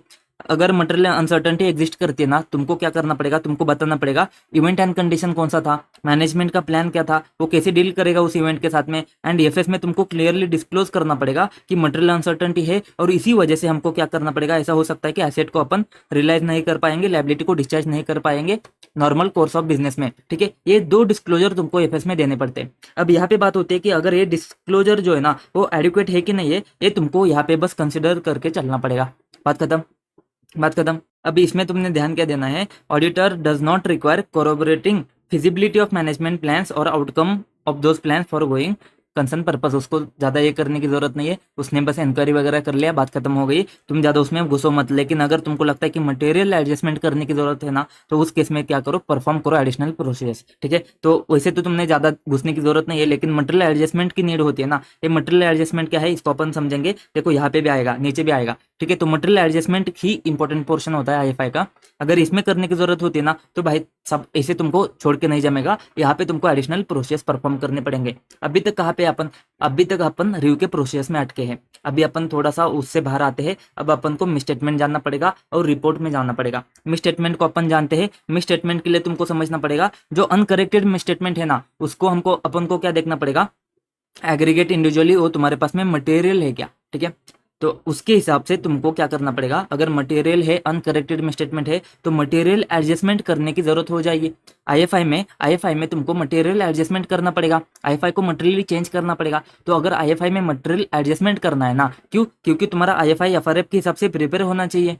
उसी वजह, उसके लिए तुमको आईएफआई में क्या करना पड़ेगा, मटेरियल एडजस्टमेंट करना पड़ेगा। तो एडजस्टमेंट करने के लिए क्या होता है उसको अपन देखते हैं, अपन मैनेजमेंट के पास में जाके बात वगैरह करेंगे। लेकिन हमको क्या देखना है कि मटेरियल एडजस्टमेंट करने की जरूरत है क्या, ये मटेरियल एडजस्टमेंट करना है कि नहीं करना है। उसके लिए तुम्हारा पीजे फेंक के मारो। पीजे मतलब क्या, पांचट जोक नहीं। पीजे क्या है, प्रोफेशनल जजमेंट तुमको एक्सरसाइज करना पड़ेगा in evaluating materiality of misstatement. जो एंटिटी ने करेक्ट नहीं करे है वो मटेरियल है कि नहीं है, उसके लिए तुमको जजमेंट लगाना पड़ेगा, ठीक है सर। इसके बारे में हम आगे जाके बात करेंगे। अभी के लिए इसको होल्ड करो। सर WR आ गया, फिर से WR आ गया, तो मुझे आपको फिर से यहाँ पे 2400 जाके दिखाना पड़ेगा। तो 1 मिनट देना मुझे। अरे 1 मिनट क्या, इसी में है, ठीक है। जाना है क्या यार, जाते थोड़ा फटाफट, टाइम जाएगा बट समझ में आएगा ना, अच्छे से समझना पड़ेगा हमको। देखो WR में अपन ने क्या देखा था कि तुमको WR ऑप्टेन करना पड़ेगा, एक बेसिक वाला। बेसिक मतलब कौन सा, जैसे 210 में जैसे ऑप्टेन करते ना, वो वाला। क्या तुम्हारा पीपीएफएस एफआरएफ के हिसाब से, यानी इंटरनल कंट्रोल वाला। तो एफएस जो है ना एफआरएफ के हिसाब से प्रिपेयर किया है, उसमें प्रेजेंटेशन वगैरह है, सारे इन्फॉर्मेशन दिया है, एक्सेस दिया है उसके बारे में, एंड सारे ट्रांजेक्शन्स रिकॉर्ड किए हैं, रिफ्लेक्ट किए हैं। उसमें अपन ने देखा था इसके बारे में WR नहीं देता है तो अपन क्या करेंगे, डिस्क्लेम करेंगे, ठीक है। और डाउट आता है तो भी डिस्क्लेम करेंगे, और जब जब डिस्क्लेम करेंगे उसके साथ में विड्रॉ कर सकते हैं क्या, ये चीज़ देखेंगे। फिर अपन ने एक्सेप्शन की बात करी थी, ठीक है। उसके बाद में अपन ने बात करी थी स्पेसिफिक डिस्क्लोजर ऑब्टेन करने पड़ेगा, किसके बारे में, जीसीसीसी ऑफ नफराज। जीसीसीसी ऑफ नफराज के बारे में बात करते हैं तो गोइंग कंसर्न वाला, सीसी कमिटमेंट कंटिजेंस, नफराज में non monetary, non compliance, fraud, related party, ये वाला नहीं था, बस अकाउंटिंग एस्टिमेट वाला यहाँ पे सब्सिक्वेंट इवेंट, जीसीसीसी ऑफ नफराज। फिर अपन बात करते हैं नहीं देता है तो डिस्कस करेंगे, इशू इवेल्युएट करेंगे, अप्रोप्रिएट एक्शन लेंगे, ठीक है। अब यही चीज यहाँ पे आती है, बस तुमको आंसर कैसे लिखना है ना, ये बस चीज समझनी है। देखो पॉइंट बस उठाने होते हैं इधर उधर से, ज्यादा तुमको टेंशन लेने की जरूरत नहीं होती। अपन नीचे आ गए क्या, ठीक है। तो WR के बारे में बात करते हैं। WR में अपन को क्या देखना है भाई, सिंपल सी बात है, तुमको क्या करना है, पीपीएफएस एफआरएफ के हिसाब से इंटरनल कंट्रोल, बात खत्म। पीपीएफएस तुम्हारा एफआरएफ के हिसाब से है क्या, बात खत्म। पीपीएफएस की जगह पे बस यहाँ पे क्या होगा, आईएफआई होगा। आईएफआई को प्रिपेयर किया है एफआरएफ के हिसाब से, एंड इंटरनल कंट्रोल के लिए उसकी जिम्मेदारी वो एक्नॉलेज करता है। तो WR हो गए हमारे। उसके बाद में अपन जीसीसीसी ऑफ नफराज करते हैं। बट जीसीसीसी ऑफ नफराज है ना भाई, वो तो अपन बड़े रिव्यू में करेंगे ना, SRE 2400 में करेंगे, वो बड़ा है ना। आईएफआई क्या है भाई, क्वार्टर का है, छोटा सा है, तो अपन जीसीसीसी नहीं करेंगे, बस नफराज करेंगे। नफराज में भी तुम बहुत सारी चीजें नहीं करोगे, बस चीज क्या करोगे, fraud non compliance subsequent event करोगे। मतलब तुम्हारे पास में non compliance, fraud and subsequent करोगे, इसमें RA नहीं करोगे। अगर याद होता है RA नहीं करना है तो ठीक है, अगर याद नहीं होता है तो RA भी चिपका के आ जाओ, कोई फर्क नहीं पड़ता है, कोई फर्क नहीं पड़ता है, पॉइंट तो तुमको याद हो जाएंगे ना। तो नफराज चेक करना पड़ेगा तुमको। नफराज एन से क्या आता है, नॉन कंप्लायंस। तो अपन क्या करते हैं, उसको जो पॉसिबल, एक्चुअल पॉसिबल जो भी उसको पता है ना, उसने ऑडिटर को डिस्क्लोज किया है ना नॉन कंप्लायंस, उसके बारे में अपन WR ऑप्टेन करते हैं, ये तो हमेशा करते हैं अपन। एन हो गया। ये फ्रॉड के बारे में यहाँ पे 2 चीज आती है, ठीक है। एक तो अपन जनरली जो फ्रॉड के बारे में बात करते हैं उसको क्या, उसके जो फ्रॉड के रिलेटिंग सिग्निफिकेंट फैक्ट वगैरह है ना, उसने ऑडिटर को डिस्क्लोज किया है, ये तो नॉर्मल जाता है। तो सर यहाँ पे दूसरा पॉइंट क्या है, जो हमने ऊपर देखा था ना, अंडरस्टैंडिंग ऑब्टेन करते समय मैनेजमेंट को काम पे लगाया था कि देख भाई फ्रॉड के हिसाब से अगर कुछ आता है क्या मटेरियल स्टेटमेंट, इसके बारे में तो असेसमेंट कर ले, उसके नतीजे हमको बता दे। और ये जो है ना, ये जो उसने चीज़ है ना वो हमको डिस्क्लोज करी है ना, इसके बारे में यहाँ पे ऑब्टेन करता है। तो फ्रॉड का दूसरा पॉइंट क्या है कि उसका जो असेसमेंट है रिस्क का, कि फ्रॉड की वजह से मटेरियल स्टेटमेंट होता है कि नहीं होता है आईएफआई में, इसका असेसमेंट के नतीजे ऑडिटर को उसने डिस्क्लोज करे हैं, इसके बारे में डब्ल्यू आर ऑप्टेन करेंगे। एंड सब्सिक्वेंट इवेंट में क्या है तुम्हारे पास में, वो सब्सिक्वेंट इवेंट वगैरह है ना, उसने क्या किया है, ऑडिटर को डिस्क्लोज किया है। बस इसके बारे में मतलब सारी चीजें उसने ऑडिटर को डिस्क्लोज करी है अच्छे से। सर ये एडिशनल वाला पॉइंट क्या है, जब अपन ऐसे 450 में जाते हैं ना, अभी नहीं जाके दिखाऊंगा, तो अपन को क्या करना पड़ता है, अनकरेक्टेड स्टेटमेंट अगर इमटेरियल है ना, तो मैनेजमेंट से अपन डब्ल्यू आर में लिख के लेते, वही चीज बात करता है यहाँ पे। अगर uncorrected statement aggregated bye auditor during the review अगर इमटेरियल है, ऐसा अगर मैनेजमेंट को लगता है, तो अपन क्या करेंगे, मैनेजमेंट से टीसीडब्ल्यूजी से लिख के लेंगे कि भाई साहब ये जो है ना इमटेरियल है, और इसके साथ में समरी भी अटैच करेंगे कि भाई साहब इतने सारे है फिर भी बोल रहा है कि इमटेरियल है। ठीक है सर, डब्ल्यू आर कुछ कुछ कुछ ये नहीं था। अब इंपॉर्टेंट है accompanying financial information. Accompanying financial information जब भी आती है तो अपन क्या बात करेंगे, ओ आई ऐसे 720। बट सर ऐसे का रेफरेंस अपन देते हैं क्या, नहीं देते सर, ये सारे मीन नहीं देते सर। दिखा दूं क्या तुमको, जरूरत नहीं है, ठीक है जरूरत नहीं है, कुछ नहीं है। 720 नहीं जाके देखेंगे, बस इतनी सी बात समझो सर। यहाँ पे जो है ना थोड़ा सा फर्क है, सेम टू सेम चीज आती है, बस थोड़ा सा फर्क है। फर्क किधर है तुम्हारे पास में, दो चीज आ जाती है यहाँ पे, दो चीजों में डिवाइड होता है। कौन सी दो चीजों में डिवाइड होता है, एक है मटेरियल इनकंसिस्टेंसी में, एंड एक है तुम्हारा मटेरियल फैक्ट में। मटेरियल मिसस्टेटमेंट फैक्ट वाला एंड मटेरियल इनकंसिस्टेंसी वाला। ठीक है, देखो अभी यहाँ पे तुम्हारे पास में एफएस नहीं है, तुम्हारे पास में क्या है, अकम्पनिंग इन्फॉर्मेशन, अदर इन्फॉर्मेशन नहीं बोलेंगे अपन, अकम्पनिंग इन्फॉर्मेशन है, एंड तुम्हारे पास में आईएफआई है। वहाँ पे ओ आई एफ एस था, यहाँ पे अकम्पनिंग इन्फॉर्मेशन एंड तुम्हारे पास में other information, sorry accompanying information and तुम्हारे पास में आईएफआई है। समझने की चीज चेक करो, समझने की बात है, समझने की बात है, कमाल कमाल। एक होता है मटेरियल इनकंसिस्टेंसी एंड एक होता है मटेरियल फैक्ट। सर ये दो वर्ड में सबसे पहले फर्क समझो, नहीं तो आगे चीजें क्लियर नहीं होगी।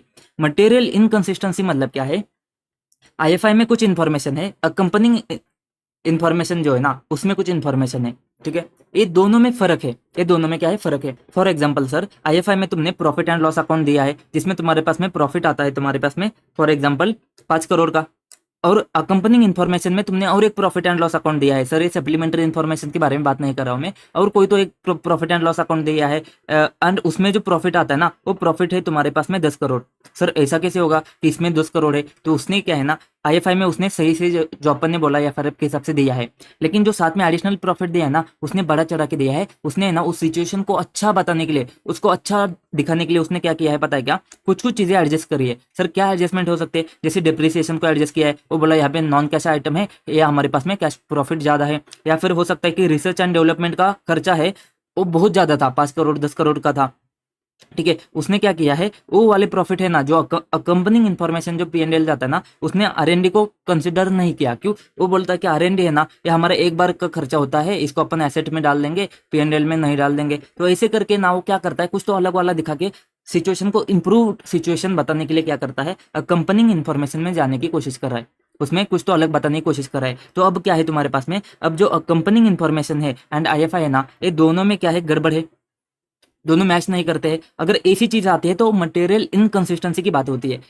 वर्डिंग क्या है, इनकंसिस्टेंसी है ना, तो इनकंसिस्टेंसी मतलब दो में से किसी एक चीज में गड़बड़ है। इनकंसिस्टेंसी है तो क्या हो जाता है कि दोनों चीज में से किधर तो गड़बड़ है, ठीक है, मैच मैच नहीं हो रहा है। दूसरी चीज आती है मटेरियल मिसस्टेटमेंट फैक्ट है, फैक्ट का है। तो यहाँ पे देख भाई साहब, यहाँ पे फैक्ट की जब बात आती है ना, तो यहाँ पे देखो मटेरियल मिसस्टेटमेंट या तो आईएफआई में होगा या फिर तुम्हारा अकम्पनिंग इन्फॉर्मेशन में होगा। सर समझने की कोशिश करो ध्यान से थोड़ा सा। आईएफआई में अगर मटेरियल मिसस्टेटमेंट होता है, आईएफआई के फैक्ट में इन्फॉर्मेशन में मिसस्टेटमेंट होता है, तुम क्या करोगे सर, अपन रिव्यू रिपोर्ट को मॉडिफाई करेंगे ना, इतना सिंपल दिमाग है ना। तो इसका मतलब अगर मटेरियल मिसस्टेटमेंट आईएफआई में हो रहा है ना फैक्ट में, तो अपन रिपोर्ट को ही चेंज कर देंगे ना भाई साहब। तो यहाँ पे जो बात होती है ना, कौन सी बात होती है, मटेरियल मिसस्टेटमेंट जो तुम्हारे अकम्पनिंग इन्फॉर्मेशन में है। सर एग्जाम्पल ले दो, नहीं तो क्लियर नहीं होगा। फॉर एग्जाम्पल सर तुमने कुछ तो ऐसी चीज बता दी है जो तुम्हारे आईएफआई में नहीं है, आईएफआई में नहीं है। तुमने बोल दिया कि हमने क्या है, हमको क्या करना है, हमको आगे जाके है ना हमको ना बहुत सारे सब्सिडरी कंपनी में ओपन करना है, बहुत सारे ब्रांचेस ओपन करने हैं, 100-150 ब्रांचेस ओपन करने हैं। अब तुमको पता है कि भाई साहब इसकी औकात है ना 10 ब्रांच ओपन करने की भी नहीं है। इसने बोल दिया कि अपन 100-150 ब्रांचेस ओपन करेंगे, ठीक है, एक में, ठीक है। फिर या फिर ऐसे भी हो सकता है और कुछ फैक्ट आ सकते हैं, जैसे उसने बोला कि हमारे पास में ऑर्डर आते हैं बहुत ज़्यादा, हमारा कंपनी ऐसा ऐसा ग्रो करने वाला है, ऐसा ऐसा होने वाला है, बड़ा चढ़ा के बता दिया भाई। देखो ऐसे तो आईएफआई में कुछ बताने की बात नहीं होती, लेकिन उसने कंपनी इन्फॉर्मेशन में बड़ा चढ़ा के बता दिया, जिसके तुझे पता है कि भाई साहब ये क्या फेंक रहा है, ठीक है। तो उस केस में वो क्या हो जाता है, मटेरियल मिसस्टेटमेंट फैक्ट में हो जाता है, ठीक है। अगर ये फेंक रहा है तुमको पता है ना, क्या करो, डिस्कस करो मैनेजमेंट के साथ में, वो वैलिड है क्या इन्फॉर्मेशन, इसको असेस करो। मैनेजमेंट का रिस्पॉन्स देख लो, उसके ऊपर क्या है, valid difference of opinion exist करता है क्या, मतलब तुमको लगता है कि फेंक है, फेंक रहा है, उसको लगता है कि भाई साहब नहीं नहीं सही है सही है। तो देखो valid difference of opinion exist करता है क्या तुम्हारे पास में, मैनेजमेंट का रिस्पांस देखो, इन्फॉर्मेशन वैलिड है क्या चेक करो। अगर नहीं है ना तो तुम क्या करोगे, रिक्वेस्ट करोगे कि मैनेजमेंट के कि जा भाई साहब हम क्या क्या कर, थर्ड पार्टी जो क्वालिफाइड थर्ड पार्टी है ना, अच्छा वाला थर्ड पार्टी जो है ना, उसके हिसाब से क्या कर ले, चीज़ें देख के डिसाइड कर ले, ठीक है। और तू क्या कर ले, जो मिस स्टेटमेंट है ना उसको हटा दे, ये मिस स्टेटमेंट जो तुम्हारे पास में फैक्ट की वजह से है ना उसको निकाल ले अदर कंपनी इन्फॉर्मेशन से। अगर मैनेजमेंट रिफ्यूज करता है ना तो तुम क्या करोगे, TCWG पप्पा के पास में जाके नोटिफाई करने के लिए बोलोगे, या फिर ऑब्टेन करोगे लीगल एडवाइस, ठीक है। ये तो कब कि वो फेंक रहा है तो। लेकिन सर इनकंसिस्टेंसी है तो क्या करेंगे, देख भाई आईएफआई में इनकंसिस्टेंसी है तो भाई साहब सिंपल है, रिपोर्ट के ऊपर इंपैक्ट जाएगा, रिपोर्ट को मॉडिफाई करोगे, क्योंकि रिपोर्ट में गड़बड़ है ना, आईएफआई में गड़बड़ है तो रिपोर्ट को अपन क्या करेंगे, मॉडिफाई करेंगे। लेकिन sir other information, company information में मिसस्टेटमेंट है तो क्या करेंगे, देखो मॉडिफाई करने की जरूरत नहीं पड़ेगी। कभी कभी तुम क्या करोगे, एडिशनल पैरा देके तुम सेटल कर सकते हो। एडिशनल पैरा देके ये बता दो कि भाई साहब यहाँ पे इनकंसिस्टेंसी है करके, ठीक है। तो रिपोर्ट में एडिशनल पैरा देके इनकंसिस्टेंसी बता दो।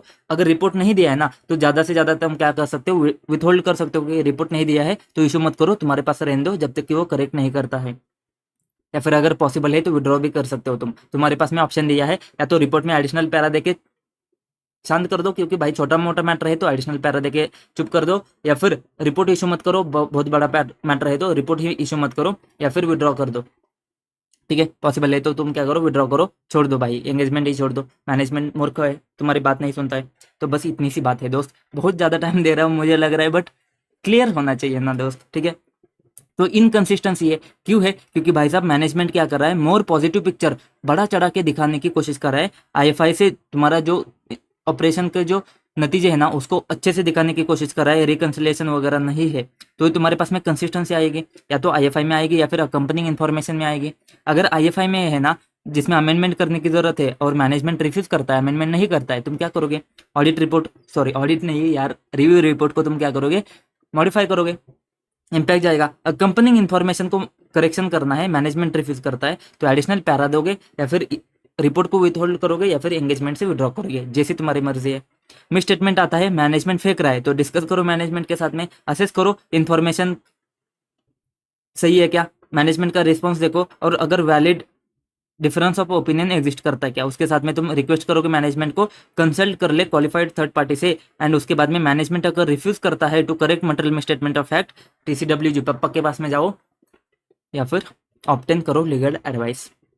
फिर सर बात आती है कम्युनिकेशन की, कम्युनिकेशन में दम है ही नहीं है, दिखता बहुत सारा है कुछ तो है ही नहीं है। सर क्या हमने जो ऊपर बात करी थी मटेरियल एडजस्टमेंट की, देखो सर हमने एक बात क्या करी थी, आईएफआई को या FRF के हिसाब से प्रिपेयर होना पड़ेगा, लेकिन अगर यहाँ पे मटेरियल अनकरेक्टेड मिसस्टेटमेंट है ना तो मटेरियल एडजस्टमेंट करनी पड़ेगी। अगर यही एडजस्टमेंट करनी पड़ेगी ना, तुझे क्या करना है, तुझे जाके मैनेजमेंट के साथ में बात करनी है।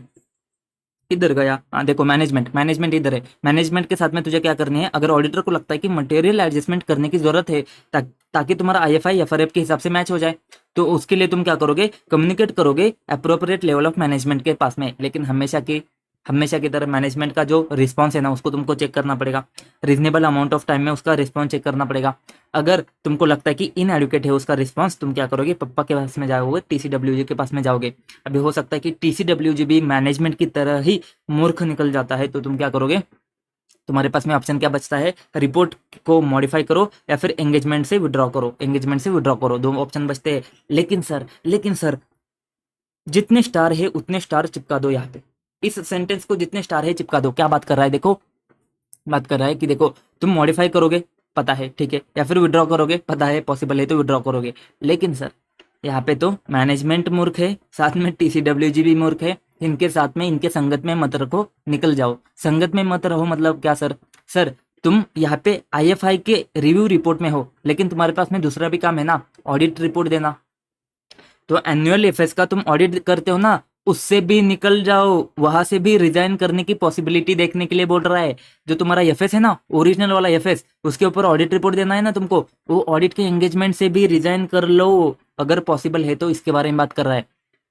समझ में आ रहा है किधर जा रहे हैं? क्योंकि यहाँ पे मैनेजमेंट मूर्ख है, टीसीडब्ल्यूजी मूर्ख है, दोनों मूर्ख है। तो तुम क्या करो, पतली गली से निकल लो।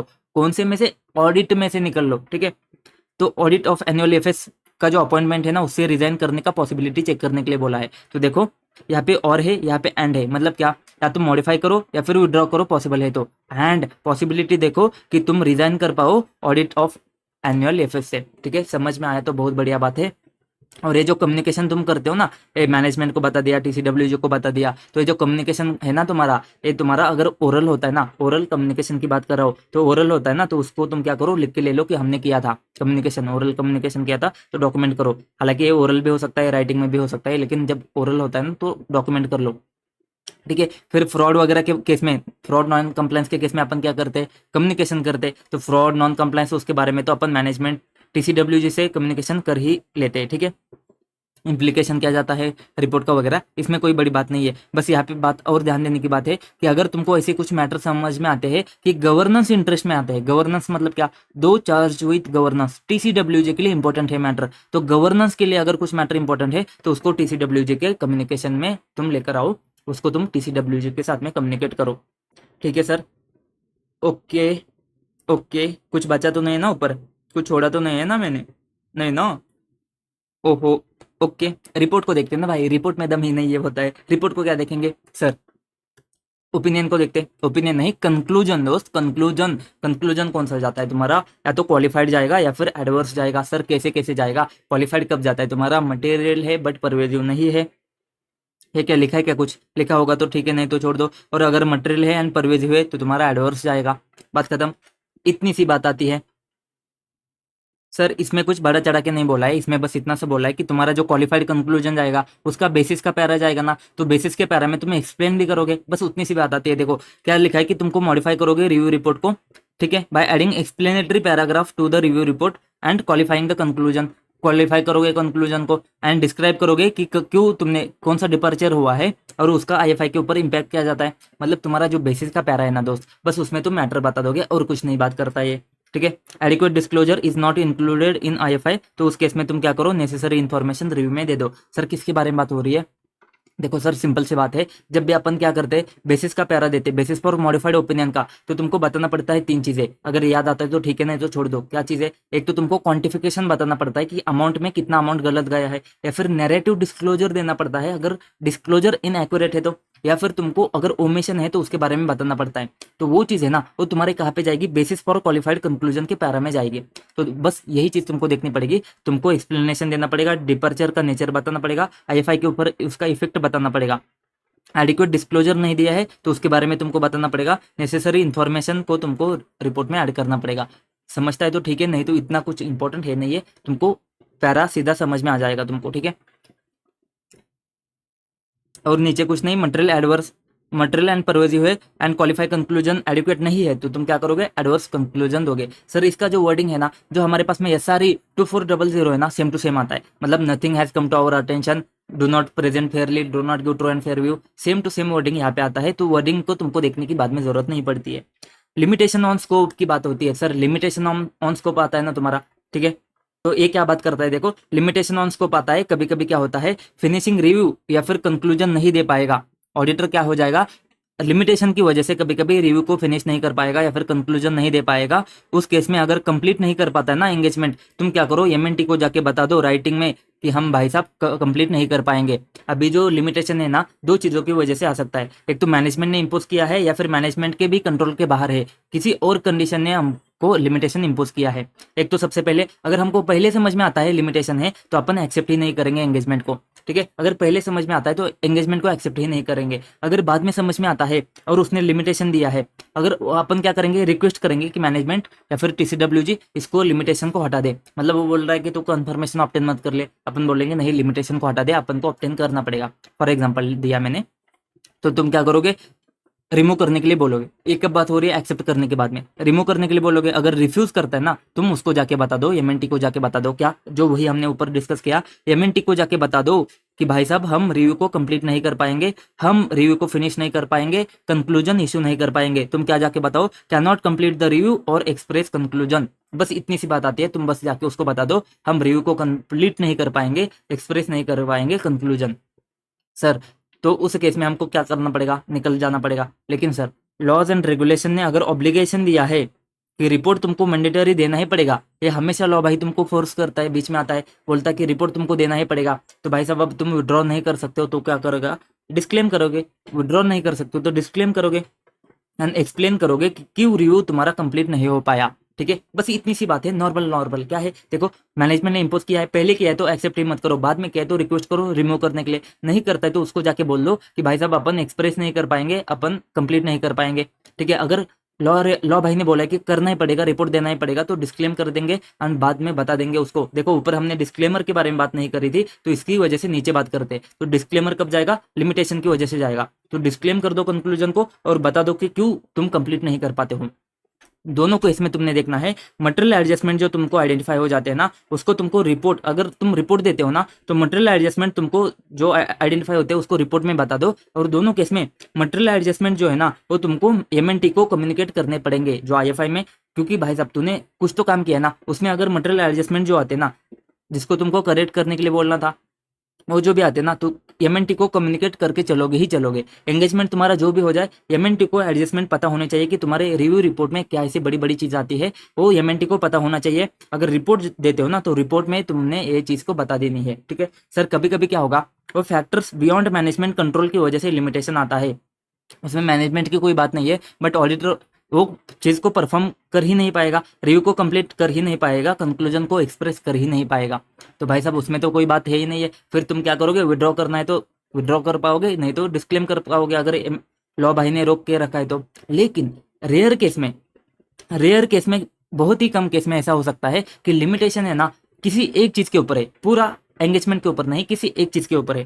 ठीक है, तो उस केस में तुम क्या करो, मॉडिफाई कर सकते हैं रिव्यू रिपोर्ट। क्या स्टेट करके, SRE 2410 के हिसाब से हमने रिव्यू को कंडक्ट किया है except for specific limited matter. मतलब बस उस एक चीज के ऊपर जिसके ऊपर लिमिटेशन है ना, उसको छोड़ के बाकी सारी चीजें सही है ना। तुम क्या करोगे, फिर तुम बता दोगे कि हमने SRE को क्या किया है, कंडक्ट किया है, सॉरी रिव्यू को कंडक्ट किया है SRE 2410 के हिसाब से, और एक्सेप्ट वो स्पेसिफिक वो मैटर छोड़ के। ठीक है, एंड क्वालिफाई करो दो conclusion by giving explanatory paragraph. मतलब बेसिस में तुम बता दो कि वो चीज के ऊपर बस अपन को कुछ मिला नहीं है, नहीं तो बाकी सारी चीजें ठीक है, सब राज्य खुश है।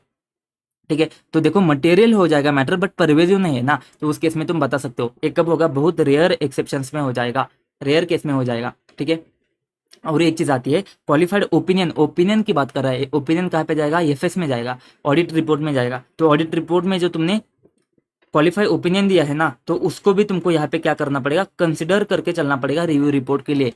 ठीक है, उसका कुछ लिमिटेशन वगैरह परसिस्ट करता है क्या, ये चीज तुमको रिव्यू रिपोर्ट में भी देखनी पड़ेगी। सर तो लिमिटेशन में कोई दम नहीं है, लिमिटेशन बहुत सही सही चीज है, कुछ दम नहीं है।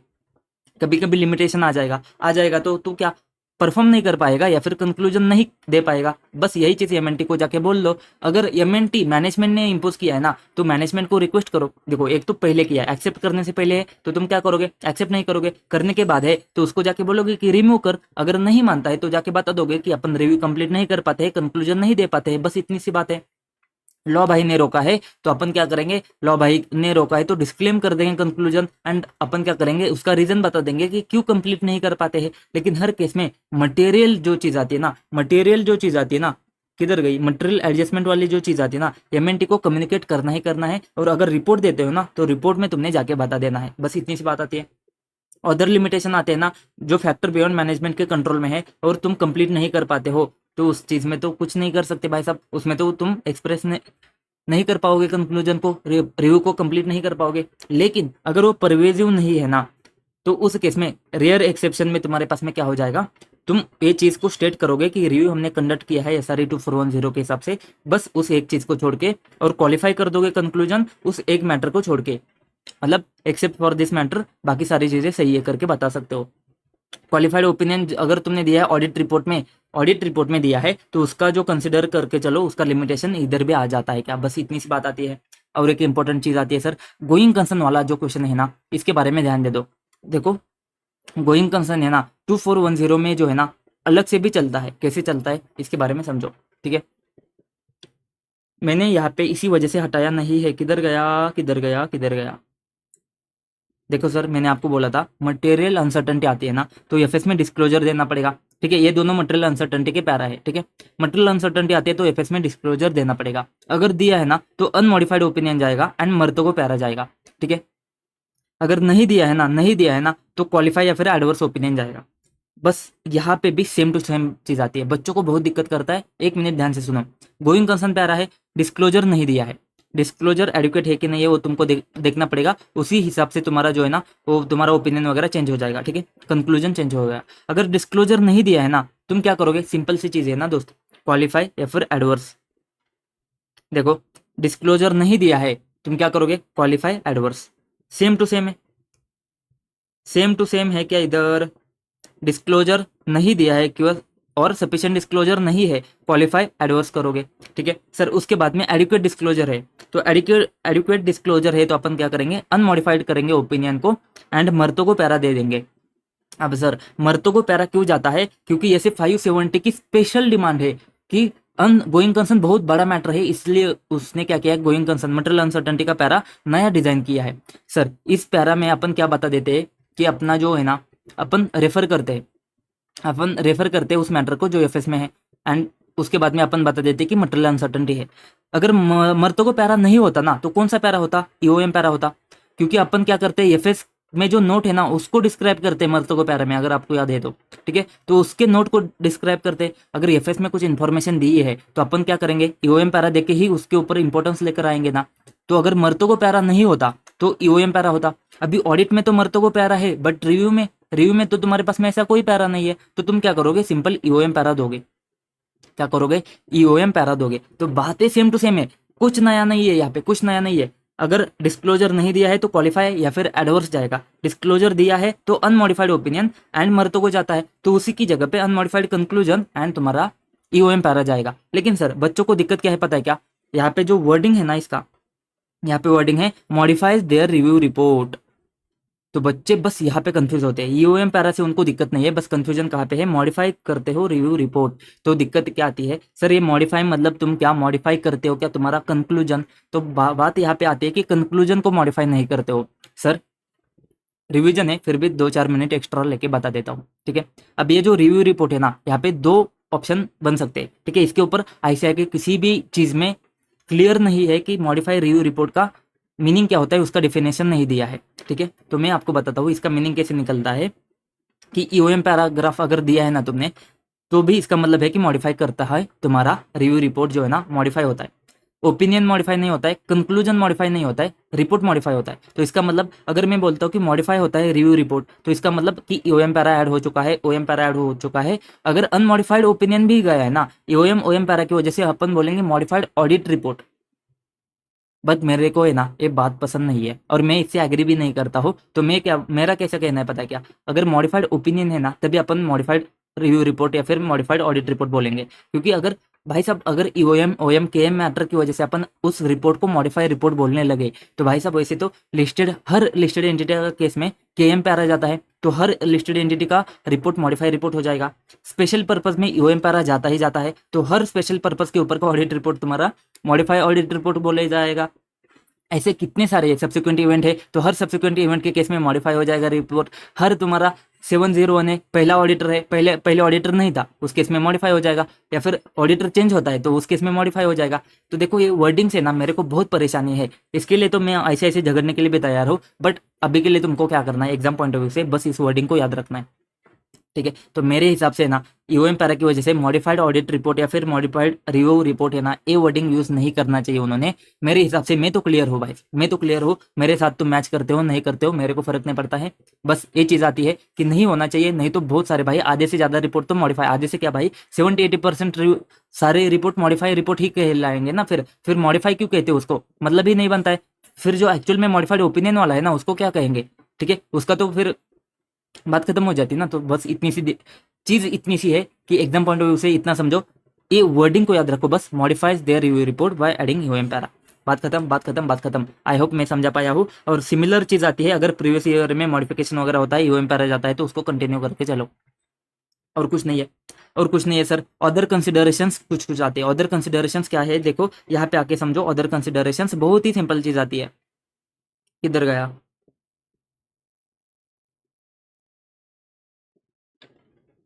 हाँ देखो यहाँ पे अदर कंसिडरेशन क्या बात करता है, अगर तुम्हारे पास में आईएफआई जाता है, आईएफआई जाता है, और आईएफआई जहाँ पे जिस डॉक्यूमेंट में जाता है ना, उस डॉक्यूमेंट में तुमने बोला है कि हाँ हमने क्या किया है, ऑडिटर से रिव्यू करके लिया है, ठीक है। इसके लिए तुमको एक चीज समझनी पड़ेगी, समरी एफएस। समरी एफएस में अपन क्या करते, जहाँ जहाँ पे दो चीज देखते, जहाँ जहाँ पे समरी एफएस जाएगा ना, किधर है किधर है, हाँ दो चीज देखते, जहाँ जहाँ पे समरी एफएस जाएगा ना, वहाँ वहाँ पे क्या जानना चाहिए, हमारा समरी एफएस के ऊपर का ऑडिट रिपोर्ट जानना चाहिए, ठीक है। या फिर जहाँ जहाँ पे समरी एफएस जाता है ना, उसके साथ में तुम्हारे पास में कंप्लीट सेट ऑफ एफएस जाना चाहिए। ये दो चीज अपन मैनेजमेंट से एग्री करके लेते हैं, ठीक है। सेम टू सेम चीज यहाँ पे आती है, same to same, same to same. तो ये चीज किसकी बात करता है, कंडेंस्ड आईएफआई की बात करता है। मतलब तुम्हारे पास में समरी आईएफआई जाता है ना, तो उस केस में तुमको क्या देखना पड़ेगा, जहाँ पे आईएफआई जाता है और उसमें तुम मैनेजमेंट स्टेटमेंट डालता है कि आईएफआई का रिव्यू हो चुका है ना, तो उसको बोलना स्टेटमेंट मत डाल, पूरा रिपोर्ट दे दे, पूरा रिव्यू का रिपोर्ट उसमें ऐड कर ले, जैसे अपन समरी में करते हैं। और दूसरी चीज, कंडेंस एफएस के साथ में तुम क्या करो, लेटेस्ट ऑडिटेड एफएस दे दो, क्योंकि कंडेंस एफएस है ना, तो उसके साथ में तुमको क्या करना पड़ेगा, लेटेस्ट ऑडिटेड एफएस देना पड़ेगा, क्योंकि दोनों को साथ में देखना पड़ेगा, दोनों को साथ में देखना, यूजर को देखने के लिए ये दो चीज आती है। तो ये दो चीज देखो, ठीक है। तो आईएफआई के साथ में जहाँ पे स्टेटमेंट जा रहा है ना, उसके साथ में रिव्यू रिपोर्ट दे दो। अगर वो नहीं देता है ना, तो उस केस में तुमको क्या करना पड़ेगा, मॉडिफाई करना पड़ेगा। अगर वो इशू किया है ना, पॉसिबिलिटी ऑफ रिजाइन देखना पड़ेगा, ऑब्टेन करना पड़ेगा लीगल एडवाइस को, ठीक है। एंड कंडेंस एफएस के साथ में ऑडिटेड एफएस देना पड़ेगा। लिस्टेड केस में तुम प्रिज्यूम कर सकते हो कि उसके पास में अवेलेबल होता है, क्यों, क्योंकि लिस्टेड केस में हर लिस्टेड कंपनी को उसके वेबसाइट के ऊपर डालना ही पड़ेगा, तो उस केस में अपन प्रिज्यूम कर सकते हैं कि अवेलेबल है। अदर देन लिस्टेड केस में तुमको क्या देखना पड़ेगा, आईएफआई में स्टेटमेंट ऐड करना पड़ेगा कि लेटेस्ट ऑडिटेड एफएस कहाँ पे है, एंड उसके साथ में ही इस रिपोर्ट को चेक कर लो, ठीक है। बस इतनी सी बात आती है, ये एडिशनल कंसिडरेशन है। देखो क्या क्या बात होती है, दो चीज ध्यान देनी है, बाकी सारी चीजें क्लियर हो जाएगी। एंगेजमेंट एग्रीमेंट में तुम्हारे पास में एक क्लॉज ऐड होना चाहिए कि मैनेजमेंट से तुम एग्री करके ले लो, क्या, कि ऑडिटर्स रिव्यू रिपोर्ट जो है ना, उस डॉक्यूमेंट में तुमने इंक्लूड करके चलना है, जिस डॉक्यूमेंट में तुम्हारा आईएफआई जाता है, और जहाँ पे तुम मेंशन कर रहे हो कि ये इन्फॉर्मेशन रिव्यू हो चुका है, तो उस केस में रिव्यू रिपोर्ट उस डॉक्यूमेंट में ऐड करके ले लो, ठीक है। अगर मैनेजमेंट फेल होता है, अगर रिव्यू रिपोर्ट को ऐड नहीं करता है ना, तो लीगल एडवाइस ऑब्टेन कर लो। लेकिन अगर उस रिपोर्ट में ना, वो रिपोर्ट जो है ना, वो मॉडिफाइड रिव्यू रिपोर्ट है और उसको ऐड नहीं करता है, अगर उसने मॉडिफाइड रिव्यू रिपोर्ट इशू किया है ना और उसको ऐड नहीं करता है ना, तो भाई साहब रिजाइन फ्रॉम ऑडिट एंगेजमेंट। मैंने क्या बोला था, इनसे दूर ही रहने का है। तो ऑडिट एंगेजमेंट की बात हो रही है, ऑडिट ओरिजिनल वाला एफएस का ऑडिट एंगेजमेंट से रिजाइन करने की पॉसिबिलिटी देख लो।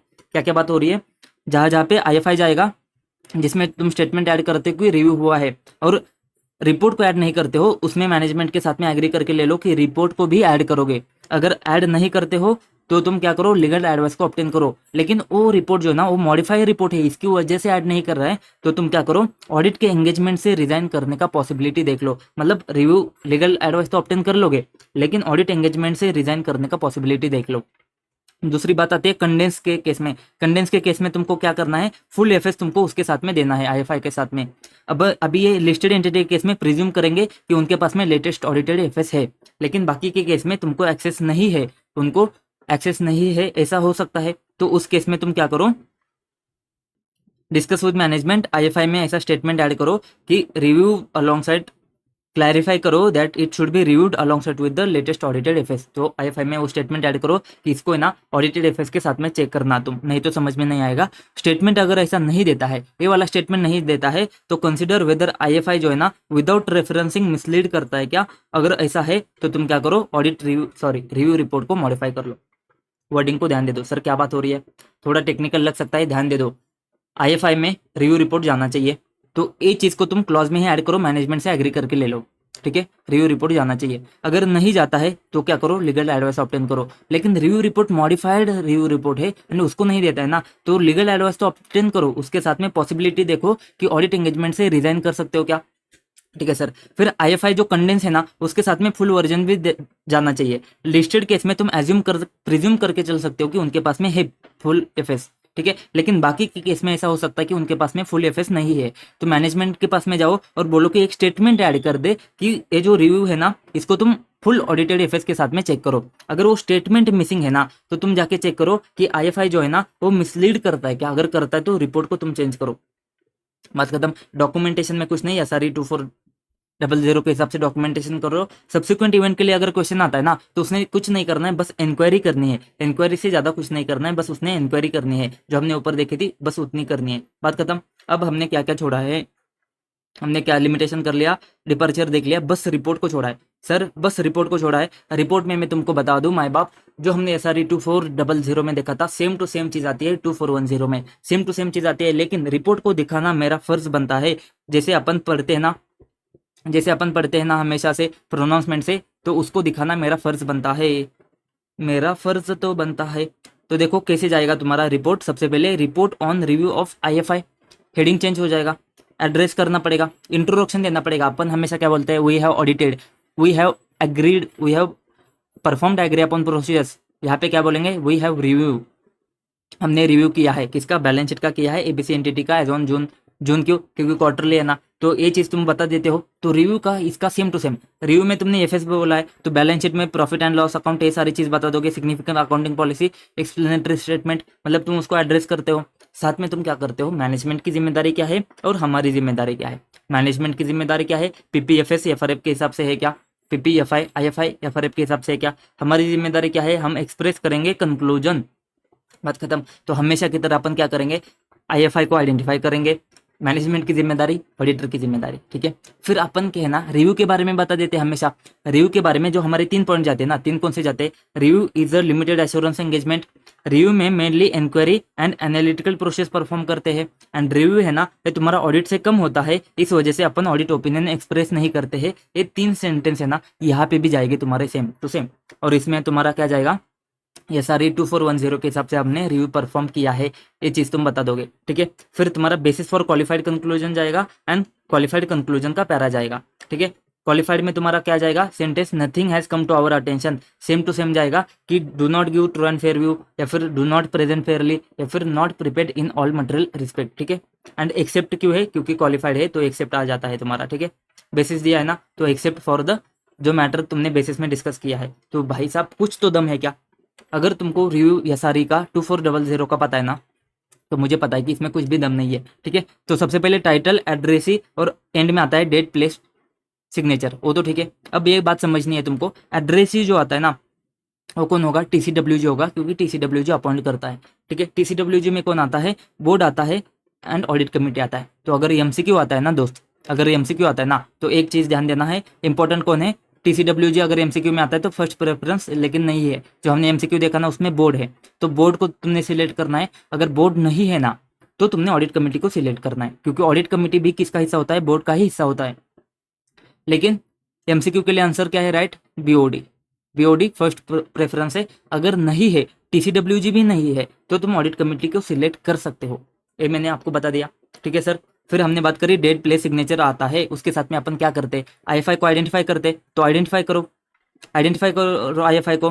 टाइटल देखो, वो इसमें बस क्या चीज आती है, कंप्लीट होगा या फिर कंडेंस होगा, और डेट पीरियड वो सब चीज जाएगी यहाँ पे।